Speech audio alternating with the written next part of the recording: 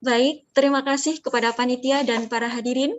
Acara selanjutnya yaitu sambutan oleh Bapak Catur Supriyanto, M.Tus PhD selaku Direktur Pusat Bahasa Mandarin Undesa pihak Indonesia. Kepada Bapak Catur, kami persilahkan.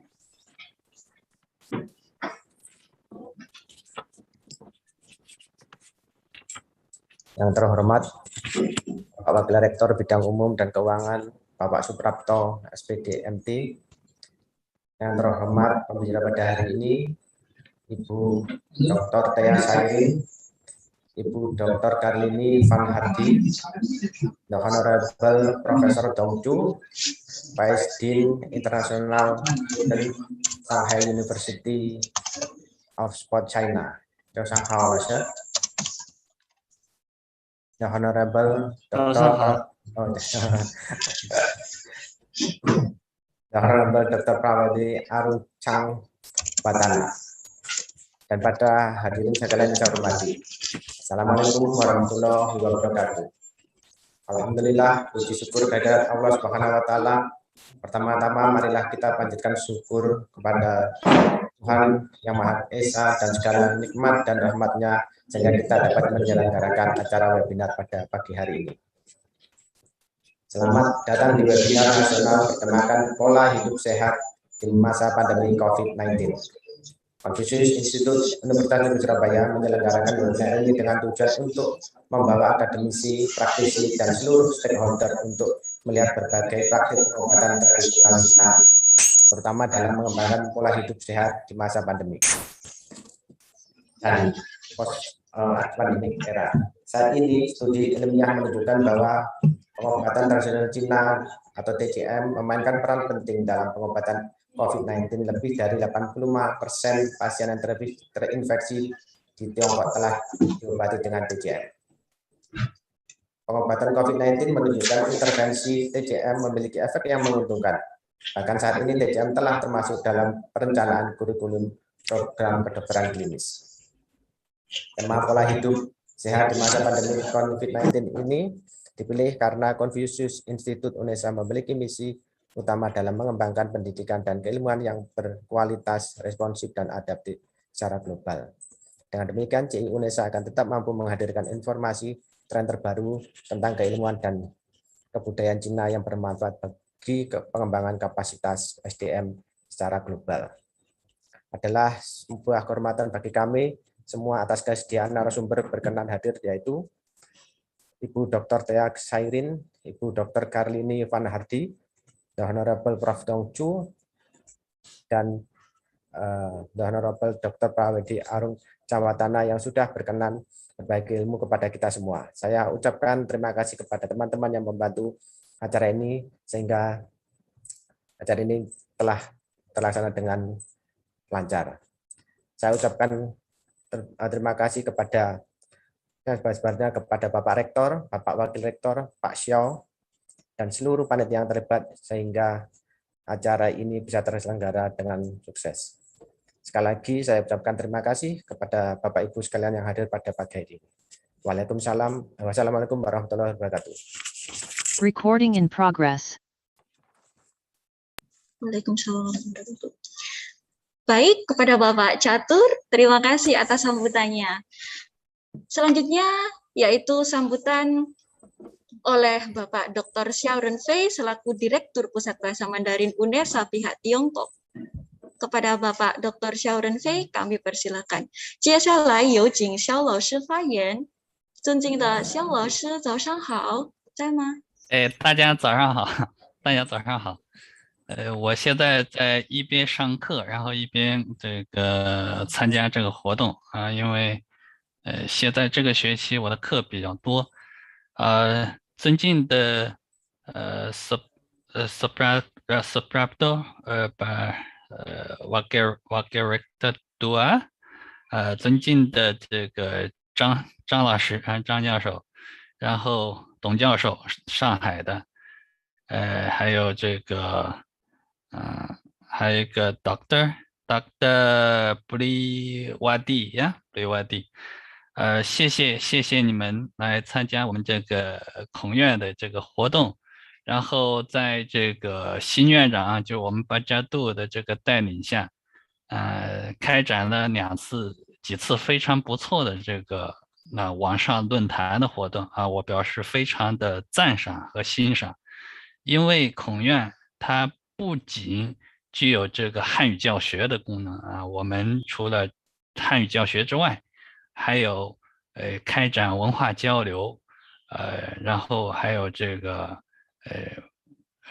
各种合作啊，包括奖学金申请，包括对中国政治、经济、文化的这个了解啊，大家都可以来咨询我们。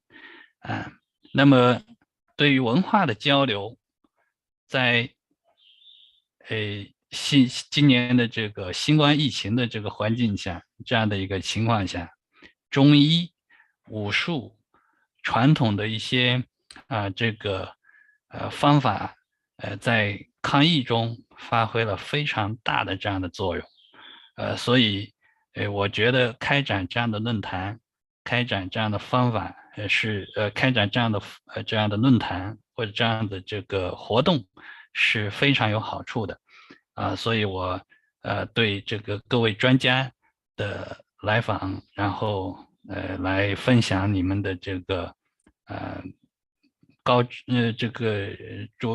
知灼见是非常非常的赞赏，然后也感谢巴扎杜来策划来组织这样的活动。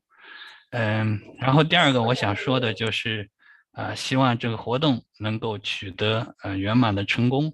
其实以前我早就策划过，因为在中国呢有一个节日叫端午节，那端午节就是一个健康的一个节日啊，希望我们每一个人都端午安康。但是因为时间，然后也因为其他的一个资源的原因，所以我们一直没有组织起来那么今天组织这个活动呢，也是这样的一个目的。那么希望大家安康、健康、平安，祝论坛圆满成功，谢谢。好的，非常感谢肖老师。那么接下来selanjutnya yaitu sambutan oleh Bapak Suprapto SPD MT selaku Wakil Rektor Bidang Umum dan Perencanaan UNESA. Kepada Bapak Suprapto, kami persilahkan. Terima kasih Mbak Cici. Bismillahirrahmanirrahim. Assalamualaikum warahmatullahi wabarakatuh. Selamat pagi dan selamat sejahtera bagi kita semua. Alhamdulillah pagi ini kita masih diberi kesempatan untuk bersilaturahim, bertemu muka, walaupun dalam suasana online gitu. Mudah-mudahan senantiasa kita diberi kesehatan, diberi kekuatan, dan selalu imun kita dikuatkan. Bapak Ibu yang kami hormati, alhamdulillah pagi ini ada diskusi ya terkait kesehatan, yang mana dalam hal ini luar biasa narasumber yang dihadirkan. Ada Dr. Thea Sairin, ada Prof.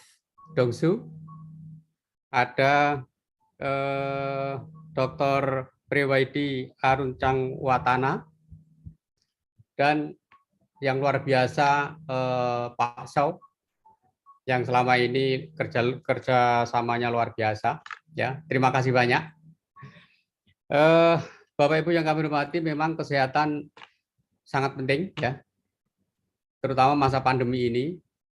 Jadi ada istilah mens sana in corpore sano, di mana dalam tubuh yang sehat, di situ ada jiwa yang sehat. Artinya kesehatan sangat penting ya untuk kehidupan saat ini. Ya, jadi ini luar biasa. Maka hari ini luar biasa pembicaraan yang akan dibahas terkait dengan pola hidup sehat. Jadi kesehatan itu memang luar biasa pentingnya, dan yang konsep yang harus dilakukan memang sehat itu erat kaitannya dengan gerakan fisik ya. Jadi orang yang banyak bergerak, mudah-mudahan secara fisik dia akan sehat. Orang yang banyak jalan, insya Allah akan sehat. Ini ada rilis dari penelitian dari teman-teman di Amerika, itu luar biasa. Indonesia itu adalah negara nomor 1 paling malas berjalan. Nah ini luar biasa ini. Ini tantangan bagi kita. Artinya apa?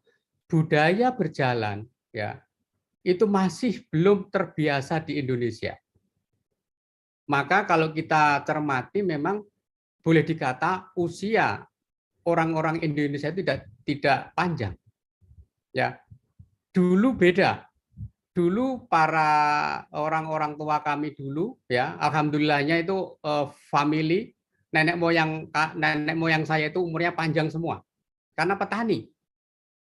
Rutinitas bergerak, rutinitas berjalan terus tiap hari. Ayah saya, bapak saya usianya 101, baru setahun yang lalu meninggal. Nenek saya 125 tahun. Ya, buyut saya 117 tahun. Setelah saya cermati, luar biasa. Tiap hari bergerak, tiap hari jalan ke sawah, di sawah ada kegiatan. Nah, inilah mungkin kita perlu berpikir lebih cermat lagi. Mungkin perlu kita sosialisasikan lagi bahwa gerakan fisik itu sangat penting dan sangat erat hubungannya dengan usia. Ya, inilah mungkin hari ini mungkin akan terdiskusikan hal itu juga, mudah-mudahan, selain juga terkait dengan obat-obat tradisional. Itu memang sangat penting. Keluarga kami tidak banyak mengkonsumsi obat-obat yang banyak mengandung kimia. Banyak yang diminum hanya obat-obat tradisional. Itu luar biasa. Maka ini luar biasa di di China ini obat tradisionalnya luar biasa ya. Jadi itulah Bapak Ibu yang kami hormati. Jadi memang pola hidup itu luar biasa yang harus kita cermati. Dan dari usia panjang tersebut, setelah kami mencermati itu, ada beberapa hal yang sangat dominan. Di antaranya adalah pola makan, jenis makanan. Nenek moyang kami itu tidak banyak makan-makan yang model-model junk food, tidak pernah. Justru makanan tradisional itu luar biasa. Belum banyak terkontaminasi bahan-bahan kimia. Itu luar biasa. Itu yang pertama. Kemudian pola hidup tidak aneh-aneh, ya, tidak aneh-aneh. Kegiatan rutin, petani ke sawah, ke kebun, pulang istirahat, malam tidur, tidak pernah begadang dan seterusnya. Ini luar biasa itu. Nah itulah, tapi sekarang kondisinya sangat berbeda.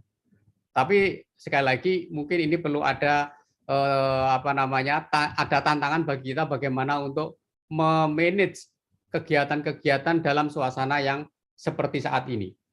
Itu yang berikutnya. Yang berikutnya adalah pola pikir. Nah ini yang penting. Ternyata saya bertanya kepada bapak saya itu, mengapa tidak pernah sakit? Bapak saya nggak pernah sakit. Ternyata dari pikiran, tidak mikir aneh-aneh, tidak punya tuntutan macam-macam di pikiran. Bersyukur kata kuncinya. Ya, kata kuncinya bersyukur. Jadi orang banyak bersyukur itu ternyata secara psikologisnya kebahagiaannya itu bisa lebih baik. Sehingga tidak punya pikiran punya kemauan begini, punya kemauan begitu. Nah inilah yang menjadi bagian yang mungkin perlu kita pikirkan bersama-sama, bagaimana kita selalu berpikir positif. Tidak pernah memikirkan orang lain, oh orang lain selalu begini begitu, tidak pernah. Selalu positive thinking. Inilah bagian dari kebahagiaan yang tidak bisa diukur. Nah, jadi pola-pola seperti itu yang luar biasa perlu kita kembangkan saat ini. Ya, mudah-mudahan ya kita berharap kita semua mempunyai usia yang panjang, umur yang panjang. Ya. Jadi bapak saya baru meninggal setahun yang lalu, itu usianya 101. Pada usia 95 tahun, beliau masih di sawah. Nenek saya pada usia 110 tahun masih jualan jajan pasar. Itu luar biasa itu. Nah inilah yang saya mempelajari betul, nenek moyang kami itu usianya bisa seperti itu, luar biasa. Ini ada tetangganya Pak WR4 di daerah Sragen, usia 125 tahun itu masih sehat bugar. Ya, hidupnya di pinggir hutan memang. Jadi kenyamanan hidup di daerah itu luar biasa, yang bisa membuat usia kita semakin panjang. Itulah yang mungkin menjadi kendala. Bapak Ibu yang kami hormati, memang inilah yang harus kita diskusikan, coba kita budayakan terkait dengan gerakan fisik, dan memang saya sangat setuju dari agenda ini terkait mau mendiskusikan obat tradisional, ya. Di Indonesia potensinya luar biasa sebenarnya, ya, sama halnya dengan di China. Obat-obat tradisional di sana luar biasa. Bahkan di China itu wisata obat tradisional ada. Kami pernah ke sana. Ya. Recording stopped. Ya, jadi Indonesia belum ada seperti itu. Ya mudah-mudahan nanti sharing ini teman-teman dari China memberikan banyak informasi, kemudian bisa berkembang di Indonesia, dan Indonesia bisa mencontoh, ya, mencontoh apa yang sudah dilakukan oleh teman-teman di China. Jadi itulah Bapak Ibu yang kami hormati, mudah-mudahan hari ini dengan banyak informasi terkait dengan pengobatan tradisional di China ini bisa memberikan wawasan kepada kita semua, ya, dan mungkin juga nanti ke depan ini akan menjadi perlu kita pikirkan, mungkin ada program studi yang mengkaji terkait dengan obat-obat tradisional. Farmasi mungkin, tapi diarahkan ke obat-obat tradisional. Nah inilah mungkin ke depan perlu kita pikirkan, karena potensi di Indonesia juga luar biasa, ya. Banyak tanaman, banyak pepohonan yang bisa dipakai untuk obat-obat tradisional. Tetapi sampai hari ini pengemasannya belum bisa seperti apa yang dilakukan oleh China. Jadi sharing ini alhamdulillah mudah-mudahan menjadikan wacana wawasan bagi kita semua, dan mudah-mudahan kita semua selalu diberi kesehatan, diberi umur panjang, ya. Ilmu hari ini mudah-mudahan sangat bermanfaat untuk kita semua. Demikian Bapak Ibu yang kami hormati, mohon maaf kalau ada kekurangan. Saya akhiri, billahi taufiq wal hidayah. Wassalamualaikum warahmatullahi wabarakatuh.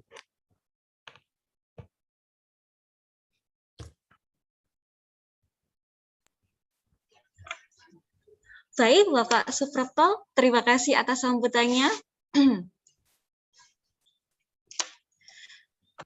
Acara selanjutnya yaitu sesi foto bersama. Untuk itu, mohon para hadirin untuk menyalakan kamera terlebih dahulu.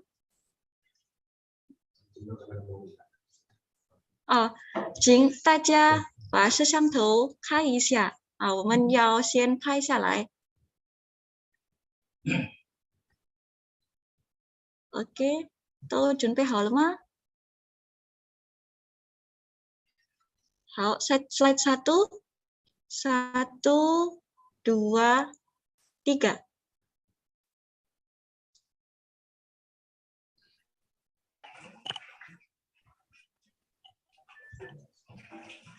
Oke, slide 2, 1, 2, 3.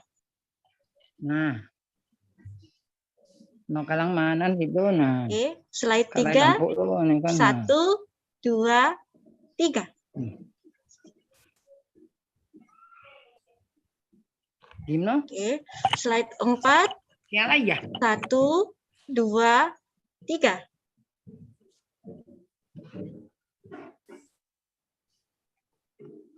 Oke, slide 5, 1, 2, 3. Sudah. Masih ada lagi. Sudah. Slide 6. Oh, sudah. Baik, terima kasih kepada para hadirin sesi Taja. Selanjutnya kita memasuki acara inti, yaitu sesi pemaparan materi yang akan dipandu oleh moderator kita hari ini, Bapak Sueb, SPD, MPD. Mbak Cici, Pak Catur, mohon izin, saya mau bergeser ke sebelah. Ada Kepada Bapak Sueb, kami persilakan. Oke, Bapak, monggo, matur suwun. Matur suwun. Assalamualaikum.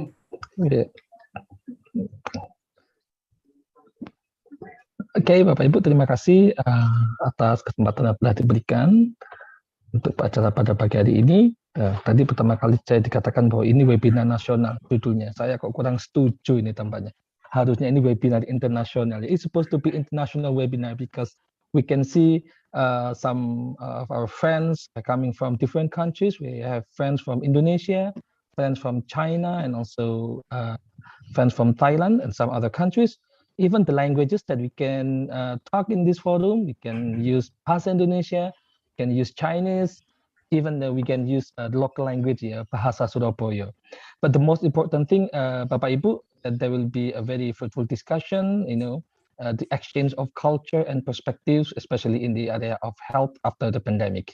Thank you very much, the MC and the host, for the opportunity. Good morning, selamat pagi.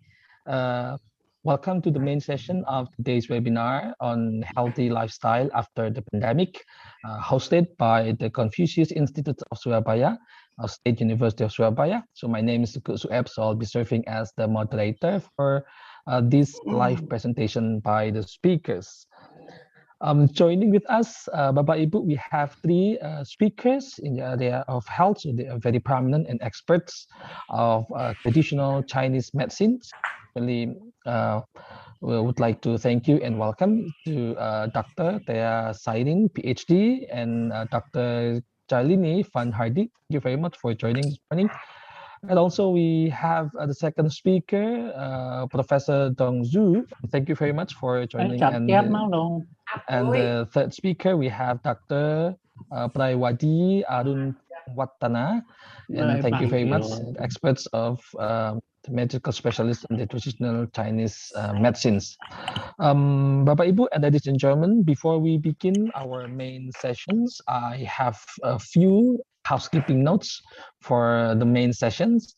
That today's session is being recorded by the Committee for Academic and Non-Business Purposes. So we request your consent for the recording, and it's available for public later on. So if you have any questions during the discussions, we encourage you to have and give questions. So we have activated the chat box feature. Please use the chat feature in the Zoom to type your questions to the speakers later on, or you can click the raise hand button for addressing questions directly to the speakers. So the last informations before we get started, each speaker we will have for about 20 minutes for each to present the idea. If we have more time, then we proceed to the question answer sessions later on. Okay, we will hold most questions at the end of the session. So we are going to listen to the presentation by the speaker one by one. Okay, Bapak Ibu and ladies and gentlemen, let's please welcome our first speaker. We have Dr. Tai Tcm, PhD. She obtained specialist in traditional Chinese medicines from Singapore College in 1986, and also master of the same major in traditional Chinese medicines in Yunnan University of Traditional Chinese Medicines, including the doctor. In these sessions, we will be assisted by Dr. Chalini Van Hardy, PhD. She's also a specialist of Chinese medicines, earning her degree, bachelor's in Guangzhou University, and also master's from Chinese and Western Integrative Medicine in Sun Yat-sen University in 2009. And also both of them are now active for traditional Chinese medication in Shinshe Fan in Surabaya. Without any further ado, I would like to give the opportunity to Dr. Tai Tcm and Dr. Chalini Van Hardy to present the topic today. Please, Doctor.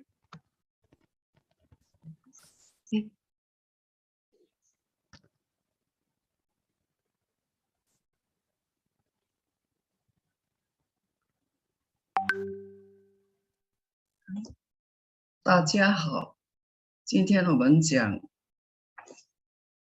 印尼疫情中的中医药预防。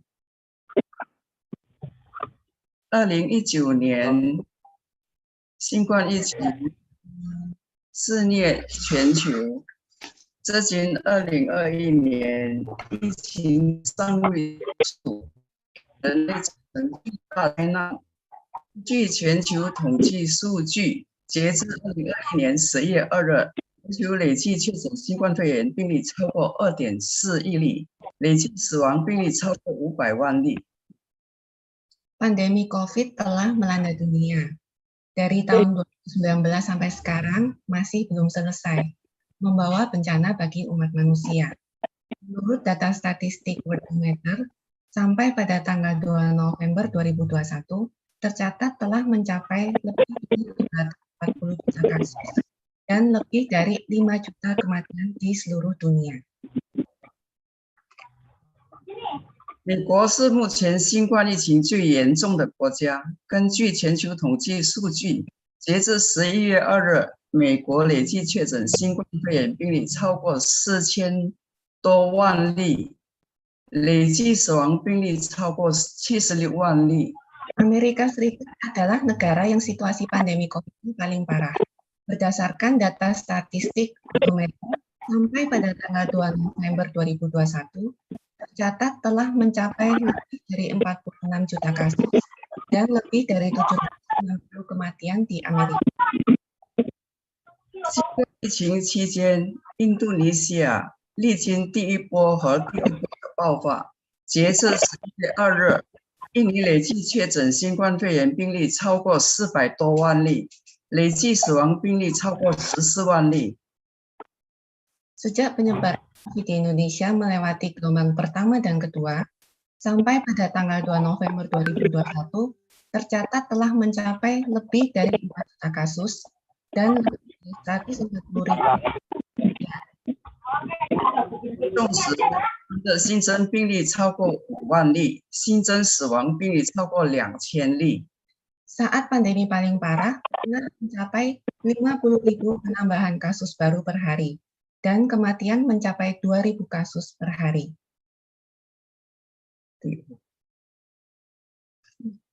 幸亏在印尼总统巴佐戈维的领导下，全国人民愿意配合，共同遵守社会活动限制，并致力遵守防疫卫生规则。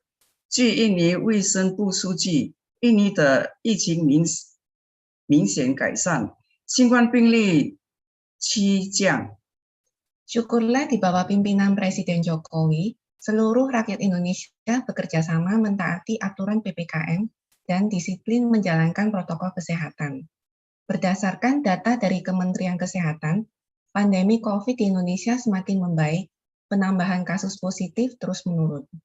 截至11月2日，印尼单日确诊新增新冠肺炎病例从几万例降至几百例，单日死亡病例从几千例降至几十例。虽然如此，由于世界疫情尚未结束，因此我们大家必须警惕预防。 Sampai pada tanggal 2 November 2021, penambahan data kasus terkonfirmasi positif per hari berkurang dari puluhan ribu menjadi ratusan kasus, dan angka kematian menurun dari ribuan menjadi puluhan, bahkan belasan. Walaupun demikian, karena pandemi COVID ini tidak akan segera berakhir dalam waktu dekat, maka kita tetap harus waspada. 中国今是世界新冠疫情最安全的国家，在这次新冠疫情中，应用中西结合治疗新冠肺炎，也就是用中药配合西医疗法治疗新冠肺炎，因此疫情很快受控制。 Sampai saat ini, China adalah negara yang paling aman di antara negara lain yang terserang COVID. Karena China menggabungkan metode kedokteran barat atau medis dengan pengobatan tradisional China yang disingkat Tcm, yaitu Traditional Chinese Medicine, dalam mengatasi COVID. Oleh karena itu, pandemi COVID di negara China cepat teratasi. 中国有数千年的抗疫历史，历代医家均有丰富的抗疫经验，比如汉代张仲景著《伤寒论》，明代吴又可著《瘟疫论》，清代的吴季通著有《温病条辨》等等。那么其中《伤寒论》是中国第一部传统治疗传染病的医著，这些医著至今在中国战胜 SARS 治疗新冠肺炎中，他们都仍然发挥重要的作用。 China memiliki sejarah menghadapi pandemi lebih dari ribuan tahun. Banyak tabib di berbagai zaman dinasti mempunyai banyak pengalaman dalam mengatasi pandemi. Misal, pada zaman dinasti Han, tabib Zhang Zhongjing menuliskan pengalamannya ke dalam kitab berjudul Sang Han Lun. Kitab ini adalah buku pengobatan tradisional dalam mengatasi pandemi yang pertama terbit di China. Lalu pada dinasti Ming, tabib Wu Yuke menulis kitab Wen Ilun, dan pada dinasti Qing, tabib Wu Jitong menulis kitab Wen Ping Xiaobian, dan lain sebagainya. Kitab-kitab ini menyimpulkan pengalaman-pengalaman China dalam menghadapi pandemi selama lebih dari 2000 tahun ini, diteruskan dan dikembangkan sampai sekarang, dan telah membantu China dalam mengatasi SARS dan Covid-19. 中国中医专家将新冠肺炎归属于疫病范畴，主要病因是感受病毒所致，也就是病毒引起的流行性传染病。感邪途径是从口鼻而入，然后入肺，出现发热、咳嗽、胸闷、气促等症状。 Menurut teori Tcm, COVID-19 termasuk di dalam lingkup penyakit epidemi yang disebabkan oleh virus yang tingkat penularannya sangat tinggi. Cara masuk virus ke dalam tubuh adalah melalui hidung dan mulut, lalu masuk ke dalam paru-paru, sehingga muncul gejala demam, batuk, sesak nafas, dan sebagainya. 中医辨证论治为新冠肺炎开出不少的方药。海外的我们多数听到的是莲花清瘟、胶囊和清肺排毒汤，这两种药曾经在印尼销售过。 China mengeluarkan banyak resep herbal dalam mengatasi COVID-19 atas dasar prinsip pengobatan diferensiasi sindrom. Di antaranya, ada 2 obat herbal yang terkenal dan pernah beredar di Indonesia, yaitu kapsul Lianhua Qingwen dan ramuan Qingfei Pai Tu Tang. 莲花清瘟主方是以汉代张仲景的《伤寒论》、明代吴又可《瘟疫论》与清代的吴季通《温病条辨》中专治疫病的方药化采而成。 Kapsul Lianhua Qingwen merupakan gabungan dari resep-resep yang tertulis di Kitab Sang Hanun, Kitab Wen Ilun, dan Kitab Wen Ping Xiaobian. 根据中国知名肺科专家钟南山等研究证明，莲花清瘟对新冠肺炎有效。 Kapsul Lianhua Qingwen ini juga telah dibuktikan melalui berbagai penelitian oleh para dokter, salah satunya oleh dokter spesialis paru yang saat ini terkenal di China, yaitu bernama Zhong Nanshan. Zhong Nanshan menyatakan bahwa kapsul Lianhua Qingwen berkhasiat untuk COVID. 清肺排毒汤也是出自张仲景《伤寒论》中的几个经典名方化采而组成。根据中国工程院士、天津中药大学名誉校长张伯礼院士介绍，清肺排毒汤可以改善新冠肺炎症状，既有效促进患者之肺影像学改善、肺部病灶吸收。 Ramuan Qingfei Paidu Tang merupakan gabungan beberapa resep yang tertulis di Kitab Sang Hanun. Menurut Rektor Tianjin University of Tcm, Zhang Poli, ramuan ini dapat mengurangi gejala COVID dan menghilangkan flek paru dengan signifikan. 张伯礼院士曾表示，在抗击新冠肺炎疫情中，中医药的可及性具值得肯定。 Zhang Poli juga menyatakan bahwa hasil pengobatan Tcm dalam mengatasi COVID-19 sangat bagus. 这次新冠疫情，中国是世界上防疫抗疫成功的国家，中药配合西医疗法治疗新冠肺炎，发挥了重要的作用。因此，我们可以借鉴中国防疫抗疫的经验，应用中医药应对印尼的新冠病毒传播的预防。 Pada pandemi COVID saat ini, China adalah negara yang paling berhasil menangani COVID-19 di dunia karena menggabungkan metode pengobatan medis dan Tcm. Oleh karena itu, kita dapat mengambil pelajaran dari pengalaman China menggunakan pengobatan Tcm ini untuk mencegah penularan virus corona di Indonesia. 印尼位于赤道，气候类型为典型的热带雨林气候，全年高温多雨，湿气重。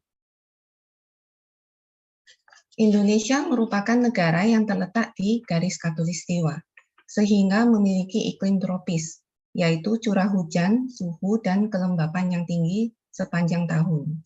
由于气候高温暑热，一般人容易出汗，汗多则体内正气虚，免疫力因此低下，体质差，就容易受新冠肺炎病毒的感染。 Karena cuaca panas di Indonesia, kebanyakan orang mudah berkeringat. Semakin banyak keringat yang keluar, cengci atau daya tahan tubuh pun menurun, mudah terserang penyakit termasuk COVID-19.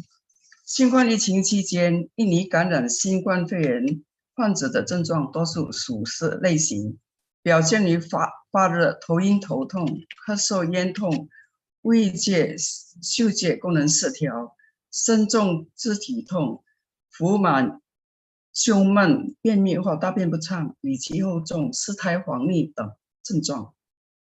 Oleh karena itu, gejala COVID yang cenderung muncul di Indonesia adalah demam, pusing atau sakit kepala, sakit tenggorokan, batuk, hilangnya indera penciuman, badan sakit semua, sesak nafas, sembelit, buang air besar kurang lancar, selaput lidah kuning tebal, dan sebagainya. Gejala-gejala ini disimpulkan termasuk sindrom lembab panas di dalam teori Tcm. 中医重视正气抗病邪、抗病毒的能力，认为人体正气虚弱是邪气入侵人体并导致发病的一个决定性因素，而正气充沛则抵抗外邪病毒能力强，从而减少疾病的发生。因此，未病时要重视提高人体正气或者是免疫力，强壮体质。 Pengobatan Tcm sangat menekankan cengci, yaitu daya tahan tubuh dalam melawan penyakit termasuk virus. Di mana ketika daya tahan tubuh menurun, maka penyakit dapat dengan mudah masuk. Sebaliknya, bila daya tahan tubuh kuat, maka penyakit tidak dapat dengan mudah masuk. Oleh karena itu, pencegahan menekankan penguatan daya tahan tubuh manusia.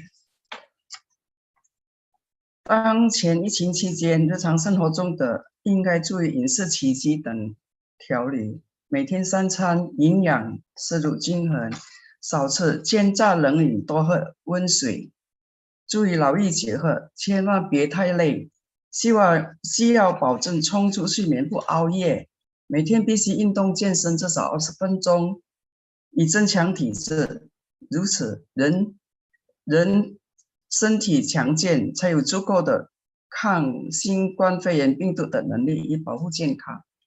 Saat pandemi, keseharian kita harus memperhatikan keseimbangan gizi dan gaya hidup yang benar. Mengurangi gorengan dan minuman dingin. Banyak minum minuman yang hangat. Menjaga keseimbangan aktivitas dan istirahat. Menghindari terlalu kelelahan. Tidur yang cukup. Tiap hari olahraga minimal 20 menit. Dengan demikian akan menambah daya tahan tubuh kita dalam melawan virus corona.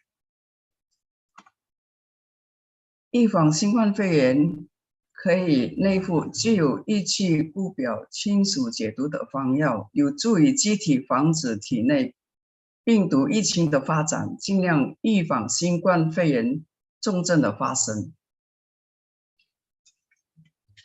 Untuk mencegah COVID-19, dapat minum ramuan herbal yang menguatkan daya tahan tubuh sekaligus membersihkan panas dan detoksifikasi.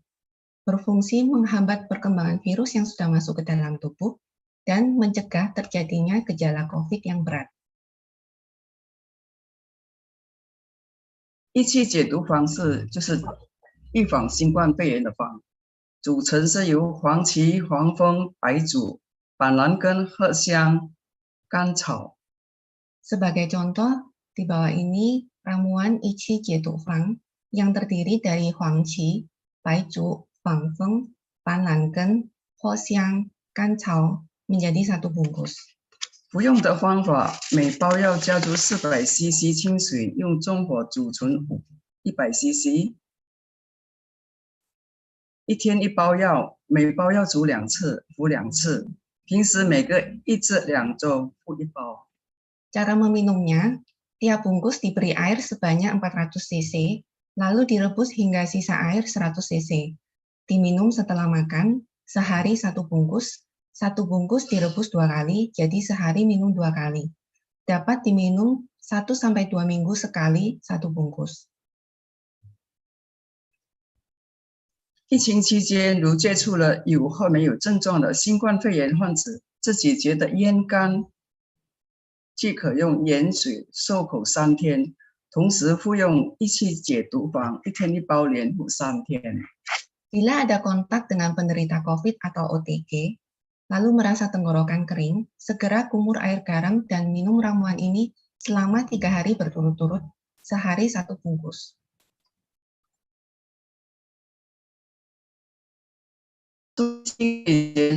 健康的心理，也就是平心静气，保持乐观的情绪，对人体健康或预防生病具有重要价值。 Menurut ilmu psikologi dalam Tcm, mental yang sehat adalah memiliki pikiran yang positif dan emosi yang stabil. Karena kesehatan mental juga sangat penting dalam mencegah penyakit. Begitu pula saat pandemi sekarang ini. Mental yang ketakutan terhadap virus corona pun tidak bagus. 千万不对新冠肺炎产生恐惧、悲观的不良心理。 对一定的疾病发生产生不利的影响，引起办理哦。来，接下去。接下来我们大家还是要习惯的遵守防疫卫生守则。首先，完成接种3剂的疫苗，以提升人体的免疫力，提高有效的抗疫保护。新冠肺炎疫情期间，我们必须习惯性在日常的生活中遵守新常态的卫生生活 规则，比如戴口罩啊、勤洗手啊、消毒啊、少聚集、少出门。 Dalam mencegah penularan COVID-19, hal yang sangat penting juga adalah segera suntik vaksin COVID yang ketiga. Karena vaksin dapat membuat sistem kekebalan tubuh mengenali dan mampu melawan saat terkena penyakit tersebut. Kita juga harus tetap mematuhi protokol kesehatan, seperti sering mencuci tangan dan menggunakan hand sanitizer, memakai masker 2 lapis saat keluar rumah, menghindari kerumunan, dan menjaga jarak.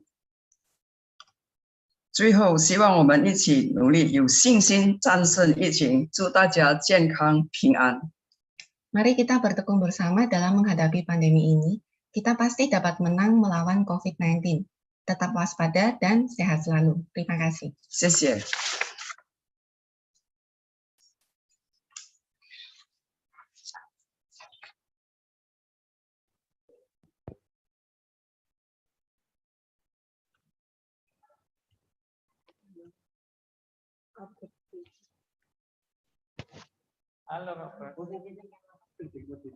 Cek. Terus rekrutmen yang spesialisnya Okay, thank you very much for the first materials, the first speaker, very insightful reflection from how China handled the pandemic in the last 22,000 years. And we learned a lot from the Chinese government and Chinese traditions to handle the pandemic. Thank you very much, Dr. Thea Sainin and also Dr. Chalini Van Hadi for sharing the topic today. So, ladies and gentlemen, we proceed to the second speaker. Okay.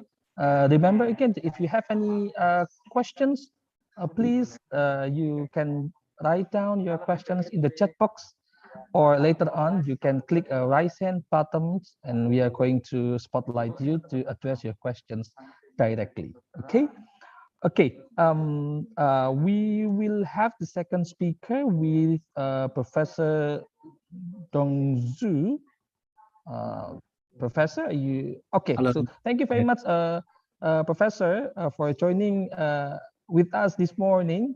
So, ladies and gentlemen, our second speaker is Professor Dongzhu. He is a Deputy Secretary General of Wushu and Traditional Ethnic Sports Branch in Chinese Society of Sports Sciences. So currently, he is affiliated to Department of School of International Education, Shanghai University of Sports, and his research interests is in the area of exercise intervention for chronic disease, substance abuse treatment with Chinese exercises. So we expect more information and discussion in relation with sports and also how the sports, especially traditional sports, maintain our health for better lifestyle during and after pandemic. Professor, I would like to hand the screen to you. Okay, thank you, the chair, and good morning, everyone. Good morning, the professors, and also the colleagues and students. And I also see our international students from Shanghai University of Sports. Good morning. It's a long time. I haven't seen you since the COVID-19 in 2020. Currently, before we start this, let me introduce a little bit about the situation in China in Shanghai University of Sports. In fact, our professors are willing to accept our international students return to campus. Unfortunately, it's still have to wait because in China, I think the custom policy for foreigners still restrict. I guess it is said due to the how to say that is 疫苗 vaccine is accepted by each country. Maybe in next year, in September in 2022, might the international student can return to China to campus. So we are willing to wait this day. Okay, thank you, the Qatar invite me to give this speech. To be honest, I don't have many things except we have some research on the Tai Chi intervention for kind of chronic disease for a specific group. And today I will give you two very small presentations. The first one, that is a general information about the Tai Chi for aged people and for chronic disease. And the second one, that is we just submit the conference for American College of Sport Medicine. This is what we got during the pandemic situation. We conduct the research, the Tai Chi intervention for the substance abusers in compulsory detoxification and rehabilitation center in Shanghai, because not many sport instructors can enter to these centers. Therefore, how about this kind of group? How can they continue their sports? And do they have any different without the instructors to teach them engage in sport, or the same results from the instructors, or without instructors? So our research will give you the answer. Okay, let me start the first one. Okay. Okay, how can I share my screen? Oh, okay, here I find it.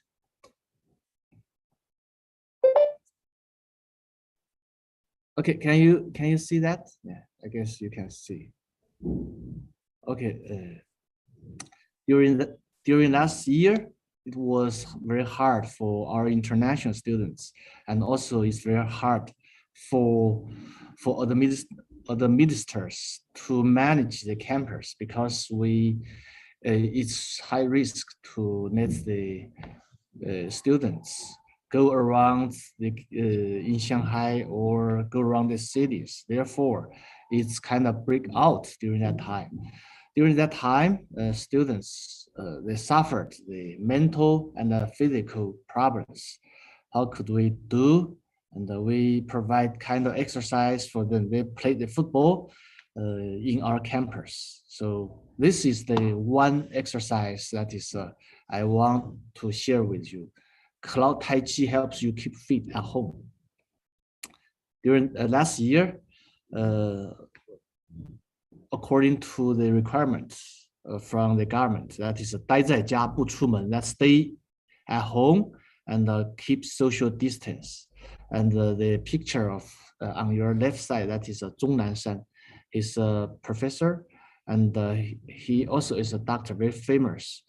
He's almost 84 years old, very old, but he still engaged the sports and very strong, even stronger than some people age around 60 or 70. So the exercise is very important. During that time, many people, they found many ways to do the exercise at home. In springtime, people couldn't go out. Therefore, they just cloud visit the scenery, such as sakura blossom in Wuhan University. So the people just stayed at home. But recently, this year is quite open for Chinese people. We can go around everywhere, except any case, any positive case found, then this region, this area will be blocked immediately. But the other place, that is no problem. So stay home has some problems, right? No exercise result too. You can see this, I guess, is this international students from from Indonesia. That time he had 6 or 8 packs, but during that time, only 1 month of the breakout, his belly is out. See, this is another student. He's from India. Okay, another problem that is also is mental health, right? Because how can we protect your mental health during the COVID-19? Except that, and our health behavior also has been challenged by the development of science.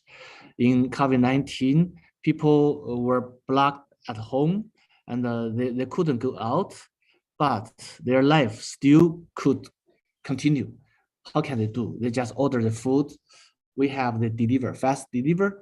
They can deliver their food to their hand. and we also can purchase any goods, and the 快递 is the fast deliver also can pass to you. Therefore, because the convenience life also impact your life, your daily life. Why? You can see that before smartphone, people just sit together, they just chat, right? After the smartphones, they just stare on their smartphones. So smartphone changed the way of communication. And also the human basic needs. Before we have 5 needs, that is a physiological needs, survival, right? Safety and security, social needs, and the esteem and the self-actualization. But except that, we have new 2 needs. That is, people go anywhere, they are looking for the battery. If no battery, they feel pandemic. They feel it's a panic. If they don't have Wi-Fi, they also feel just nerves. Therefore, battery and the Wi-Fi is a new needs. Yes, this is kind of joke. You can see, as I mentioned, Taobao in China, eBay, Amazon, etc., result in our physical activity decreasing, similar to the pandemic last year. In 1952, our first president, Chairman Mao Zedong, he just pronounced, that is, he promotes 发展体育运动，增强人民体质. That means over 70 years ago, almost 70 years, our first president, Chairman Mao Zedong, already noticed the sports is very important, could make the people well-being is better. And on the other hand, the College of American Medicine, that is also has kind of things, that is exercise is medicine. So the exercise is similar to medicine. Currently, they also find out that sedentary behavior is equal to smoke, proposed by American College of Sport Medicine. So that means if you sit there, that also is you smoke. Yeah. So we need to do exercise instead of sitting in front of the desk, sitting in front of the laptop. Okay, the benefit of Tai Chi Tram. In 1978, by the request of the Japanese friends, our former prime minister, our former president, Deng Xiaoping, he wrote the 4 words, that is Tai Chi Quan Hao. In that time, our Japanese friends, they already noticed that Tai Chi is a good exercise, especially is very good for the aged people. You can see the picture on your right side. That is this Tai Chi performed by our Prime Minister Wen Jiabao. He also practiced Tai Chi. And you can see this. What's this? This is the farmer, what he's doing. Can you guess? The farmer is performing the Tai Chi in order to increase the milk production. So he showed Tai Chi in front of the cow, and in order the cow can produce more milk. And the picture on the bottom, that is the Tai Chi master. He just pushed against 1, 2, 3, 4, 5, almost 8 to 9 people. They just pushed against him. He can use the force, his Tai Chi force to against 8 to 9 people. So Tai Chi is really good, right? Okay, there are many literature support Tai Chi is very good for the psychological well-being. So Tai Chi can reduce anxiety, depression, and the mood disorders, and increase self-esteem according to the systematic review and the meta-analysis. And also a study that is investigate Tai Chi intervention for the Parkinson disease. This study was published on the New England Journal of Medicine. It's really high impact journal. So many doctors read this research, and they started to conduct the similar studies, similar research on Tai Chi for the Parkinson patients. So the Tai Chi and the neurogenic disease, this is a practice Tai Chi can improve or decrease the neurogenic disease happening. And the Tai Chi also is very good, is benefit for our muscular muscle decreasing. So that means can increase our self-esteem and improve the quality of life, and also can help the aged people. They can live by their own, so they don't need anyone to help them. So after the Tai Chi practice, can improve your muscle strength and also the endurance of your knee joint. In addition, Tai Chi also increase is an aerobic exercise and also can decrease the blood pressure. According to our research, we got a similar result outcome. This is a kind of the Erp tests. This is a event-related potential study.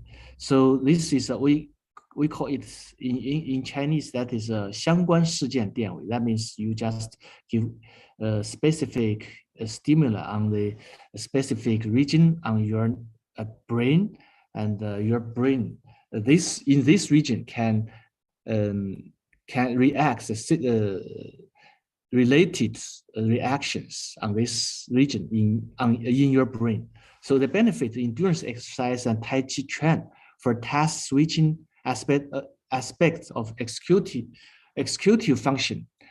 So according to this study, that means the Tai Chi can increase the specific region on our human brain, especially that is especially that is can increase the cognitive function for the aged people, such as task switch and task memory, 工作记 task memory and inhibitant.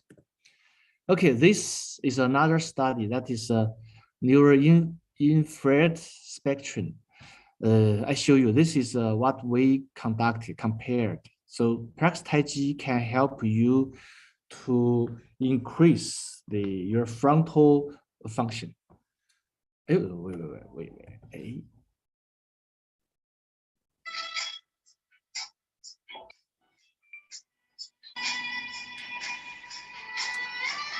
So this device on my head, and the pad can show the red parts. The red parts, that means the blood flowing in my vessel, and you can see this blood is the oxygen. We have more oxygen because I'm the senior Tai Chi masters. So the region is much bigger than the beginner.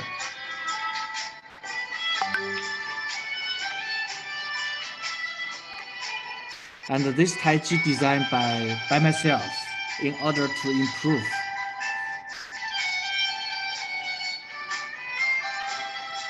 Yeah, let's go.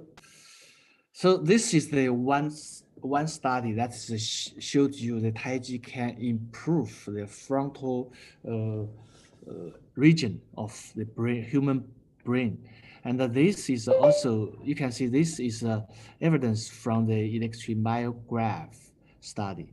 In order to show the students, show the people that is a Tai Chi also can reduce kind of muscle tension, specifically special for the people is sitting in front of the PC laptop, they always have the pain on their neck and on their shoulder. So I put the two extrode to measure the muscle contraction. So this is what we are doing. You can see this Tai Chi exercise from the Sun style. Yeah, the muscle contraction on this part. So the red one is on the shoulder, and the blue waves that is on the near the spine. So when you use your mouse and type with the type any letters, that is you will feel here is tension, right? So therefore we design some Tai Chi exercise to reduce the pain on this region. You can see another one.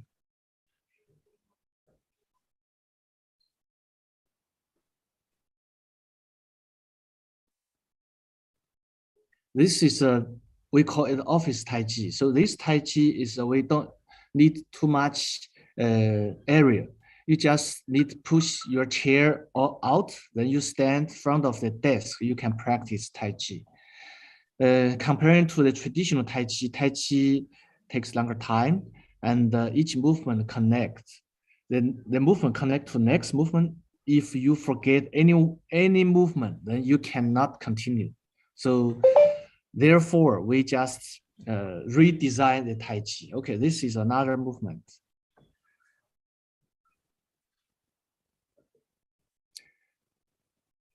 So the idea was from the Parkinson study, because the professor visited our university. He also is a overseas professor working at our university. We discussed how he designed the Tai Chi for Parkinson people. He said the Tai Chi is not general medicine, right?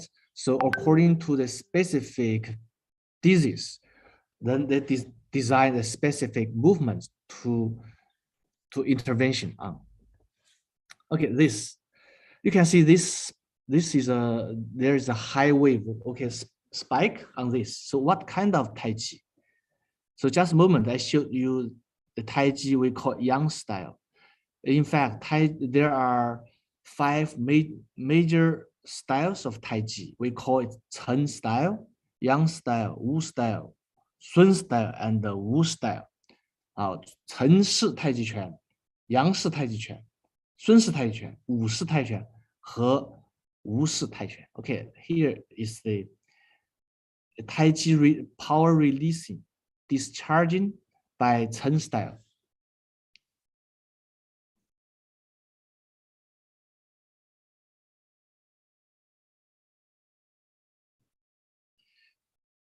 Because I only placed one side of the electromyograph. Therefore, you can see on this side, that is my left body, there's no any sensors, EMG sensor. Therefore, so the waving is less, right? So you can see it's clear, yeah. Okay, this one, what's this? So that means this Tai Chi is, this exercise cannot effectively improve the 2 regions, the shoulder and the spine. Therefore, this movement is no good for your neck and your shoulder pain. But this exercise is very good for the waist pain. So unfortunately, I didn't place the sensor on the spine. So therefore, but when we do this movement, your waist feel more comfortable. Yeah. Oh, this can you see this exercise? What kind of exercise is good? It's so strong. Okay, show you this exercise. This is from the Tai Chi Hidup. You can see this exercise is really good for your neck and your shoulder.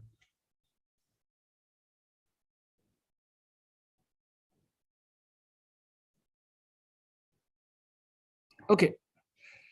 This presentation I made in last year. So 加油, I wish you all stay strong and healthy. And I just give you another very quick small presentation about my recent study. Okay. This is about the COVID-19. Yes. But this is kind of the study. Wait a minute. Wait a minute.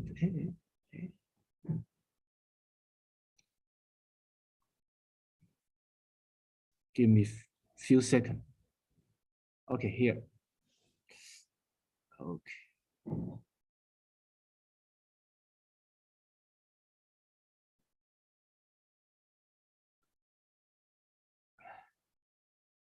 Okay, can you see that? This study is the effects of non-contact exercise intervention on emotional regulation and cognitive function of isolate drug dependent on the epidemic situation.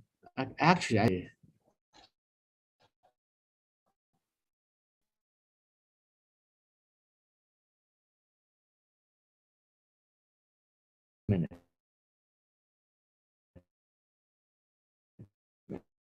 see this one.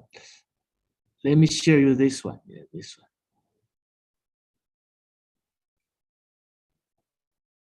one. This one.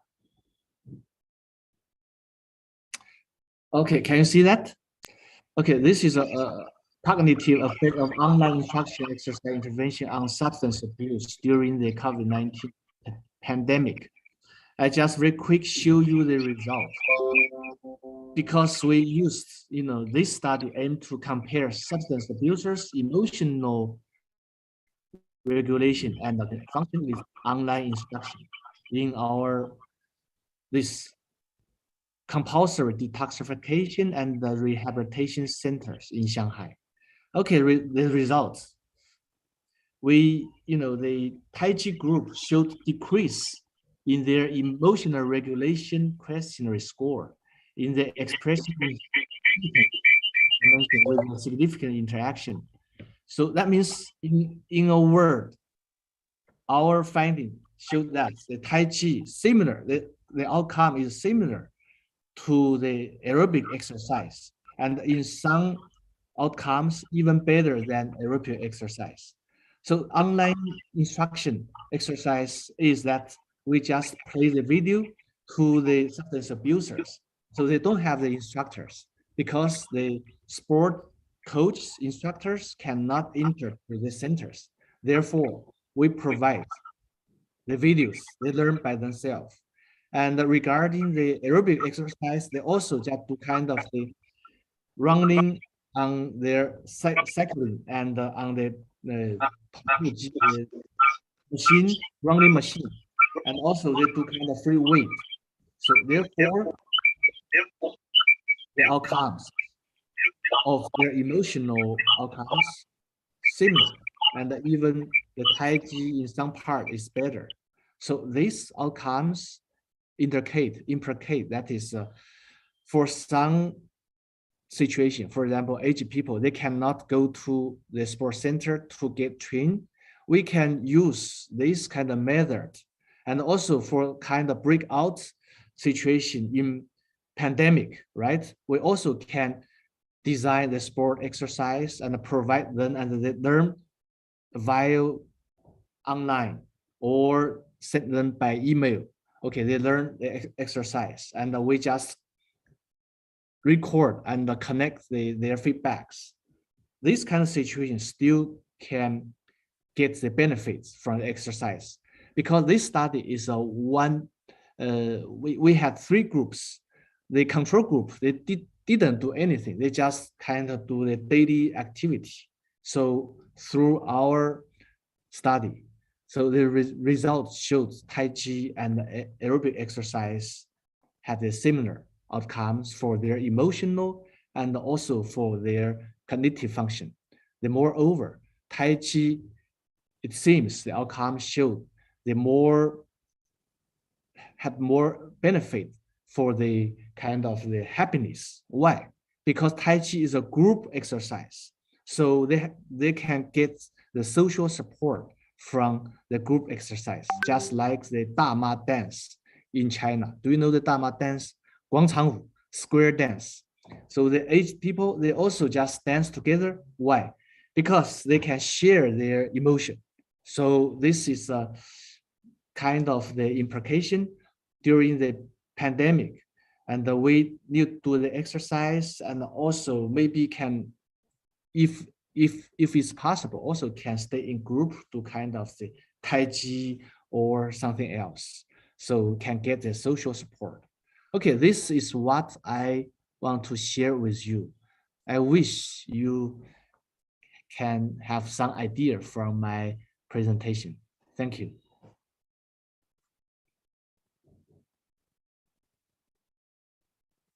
Can you hear me?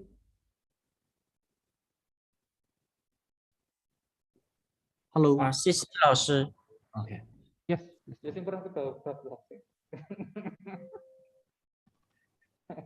Filenya itu mari coba. Test. Thank you. Test.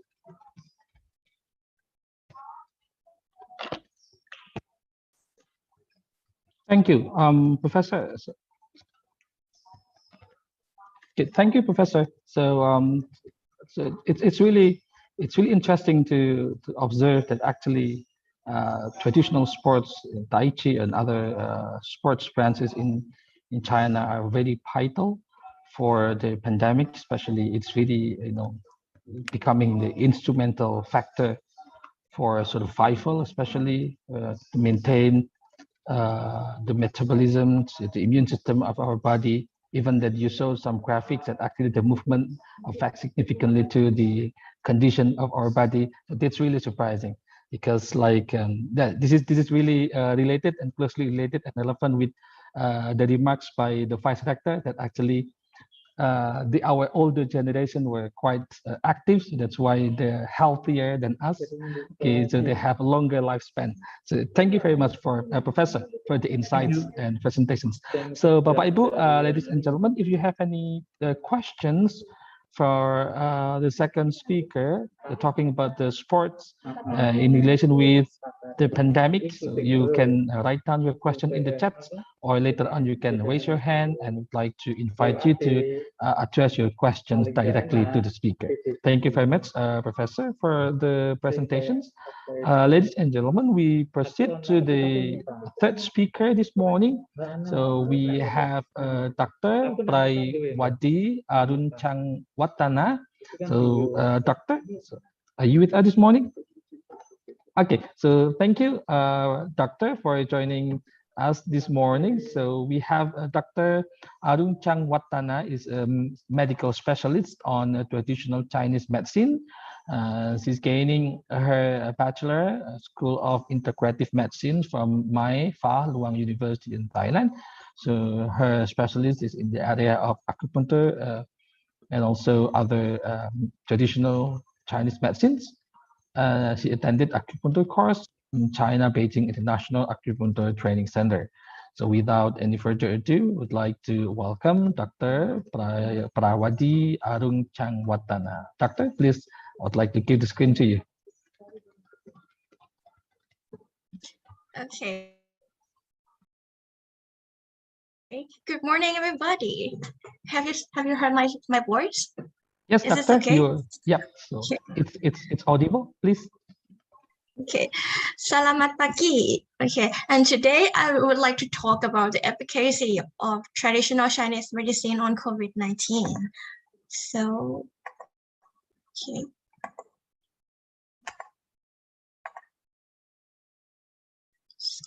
Try.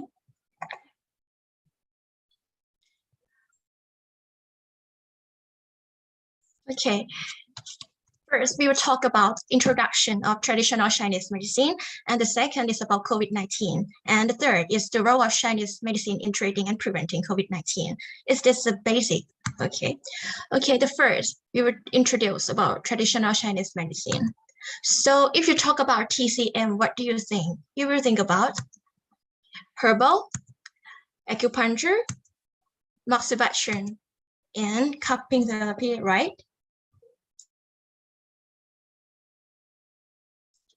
And the next, I introduce about what is Tcm. Tcm is originated in ancient China and has evolved over thousands of years. And Tcm practitioners use herbal medicines and various mind and body practice, such as acupuncture and Tai Chi, and to treat the prevalent health promotion. Okay, and this is the left side picture is called Bian Xue.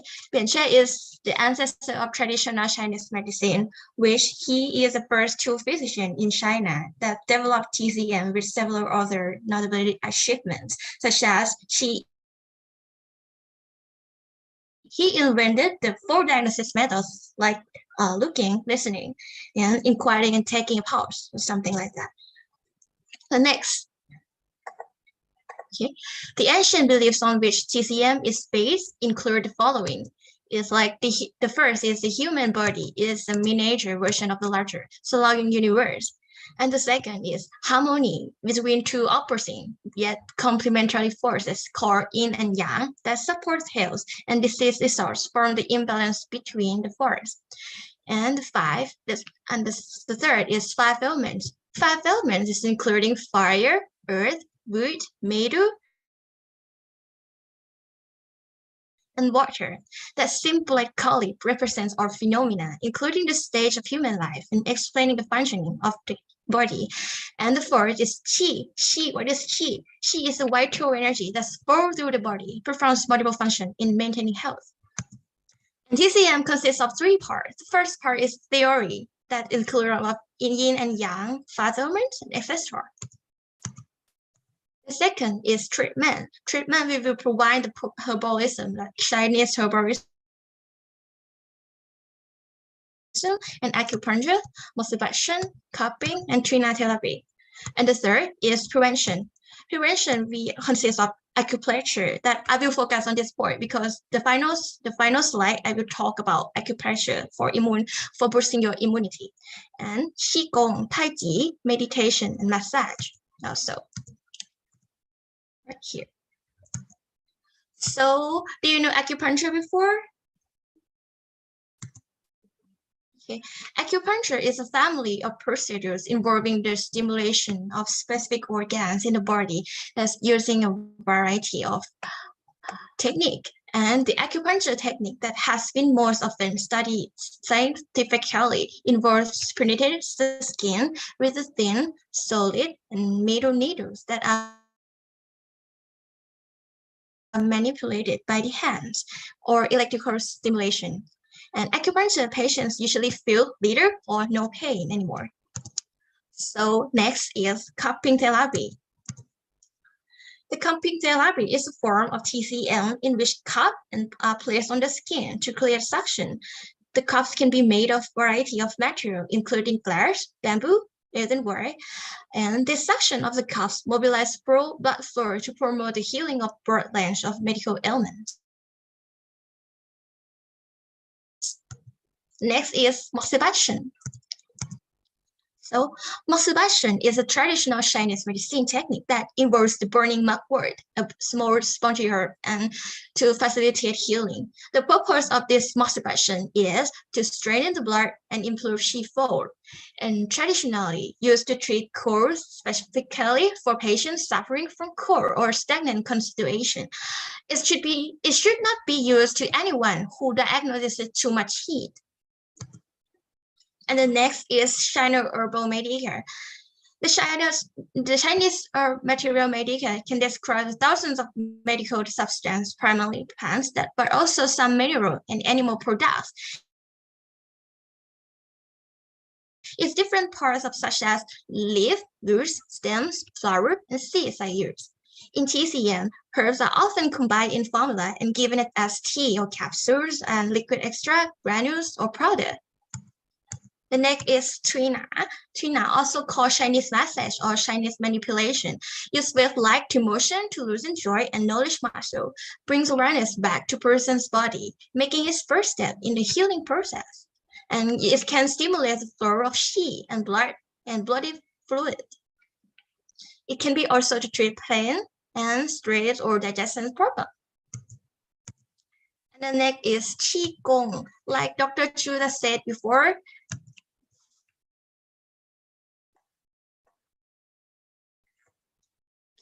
Qigong is a Chinese form of exercise. It regulates the mind and breathing to promote the flow of Qi. Qigong is often used to treat disease.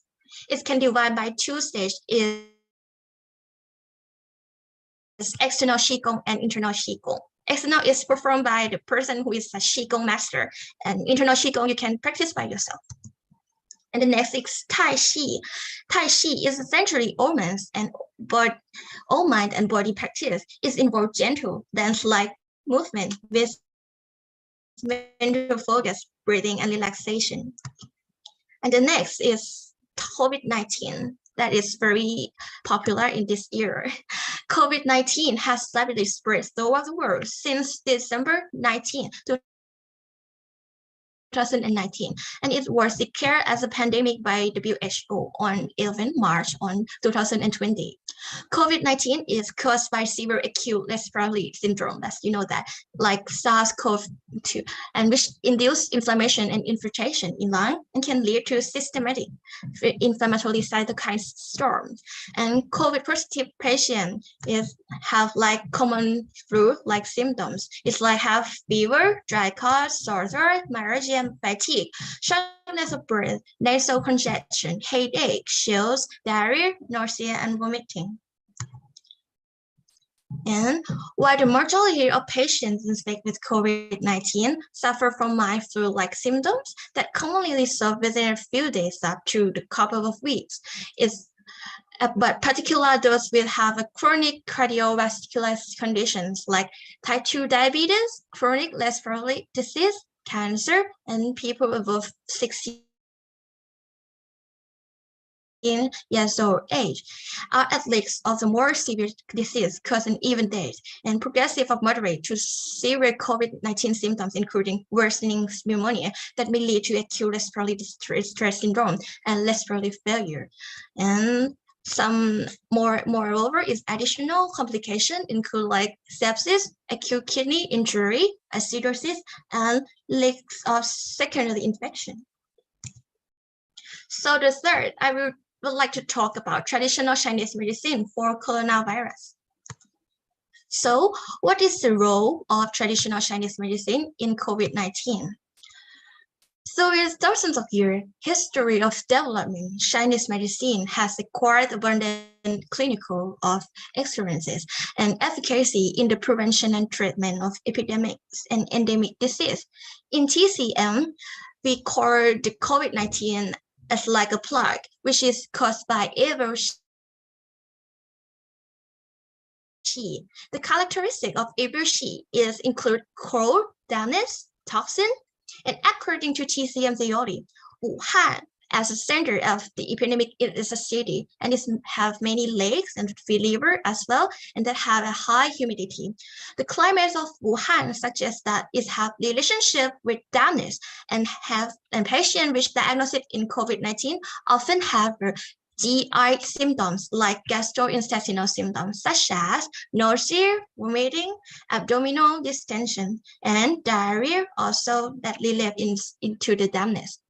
Therefore, in TCM, the combination of the outbreak location and clinical manifestation of COVID-19 patients show that the onset of COVID-19 is mostly caused by pathogen of dampness, and that leads to suggestion that Chinese herb with function with promoting the lung and expelling dampness like can apply to the use to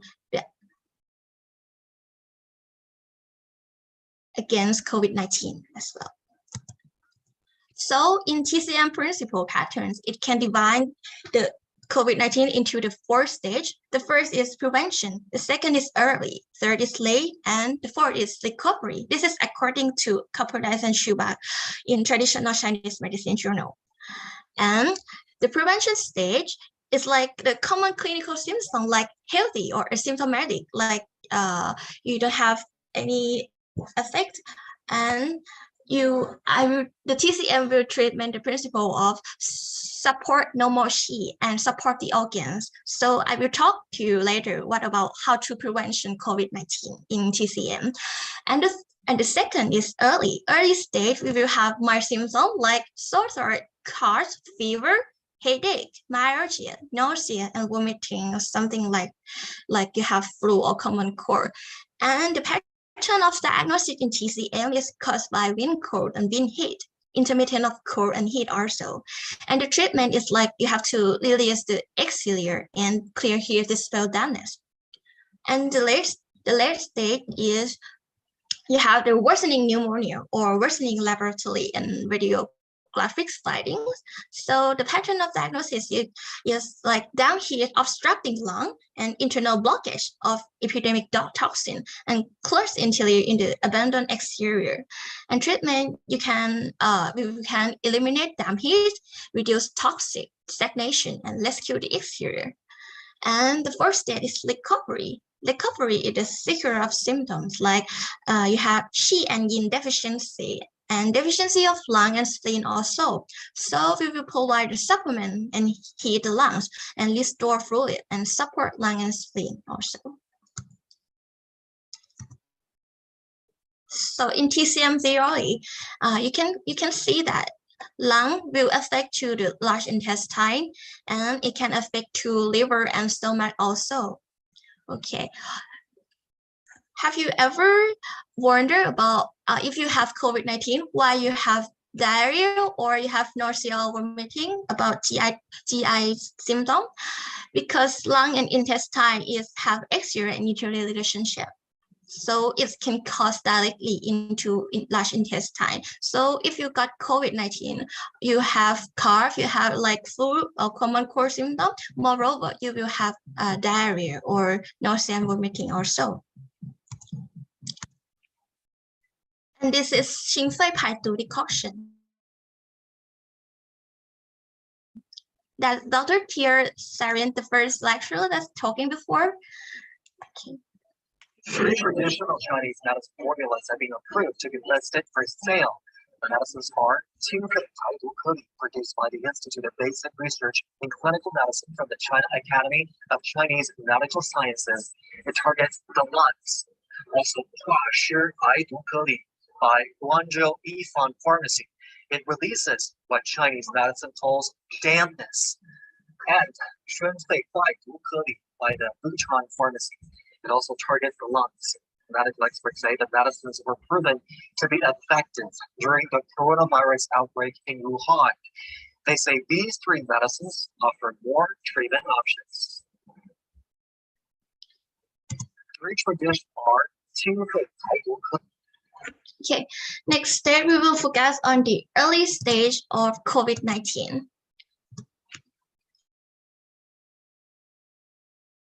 Okay.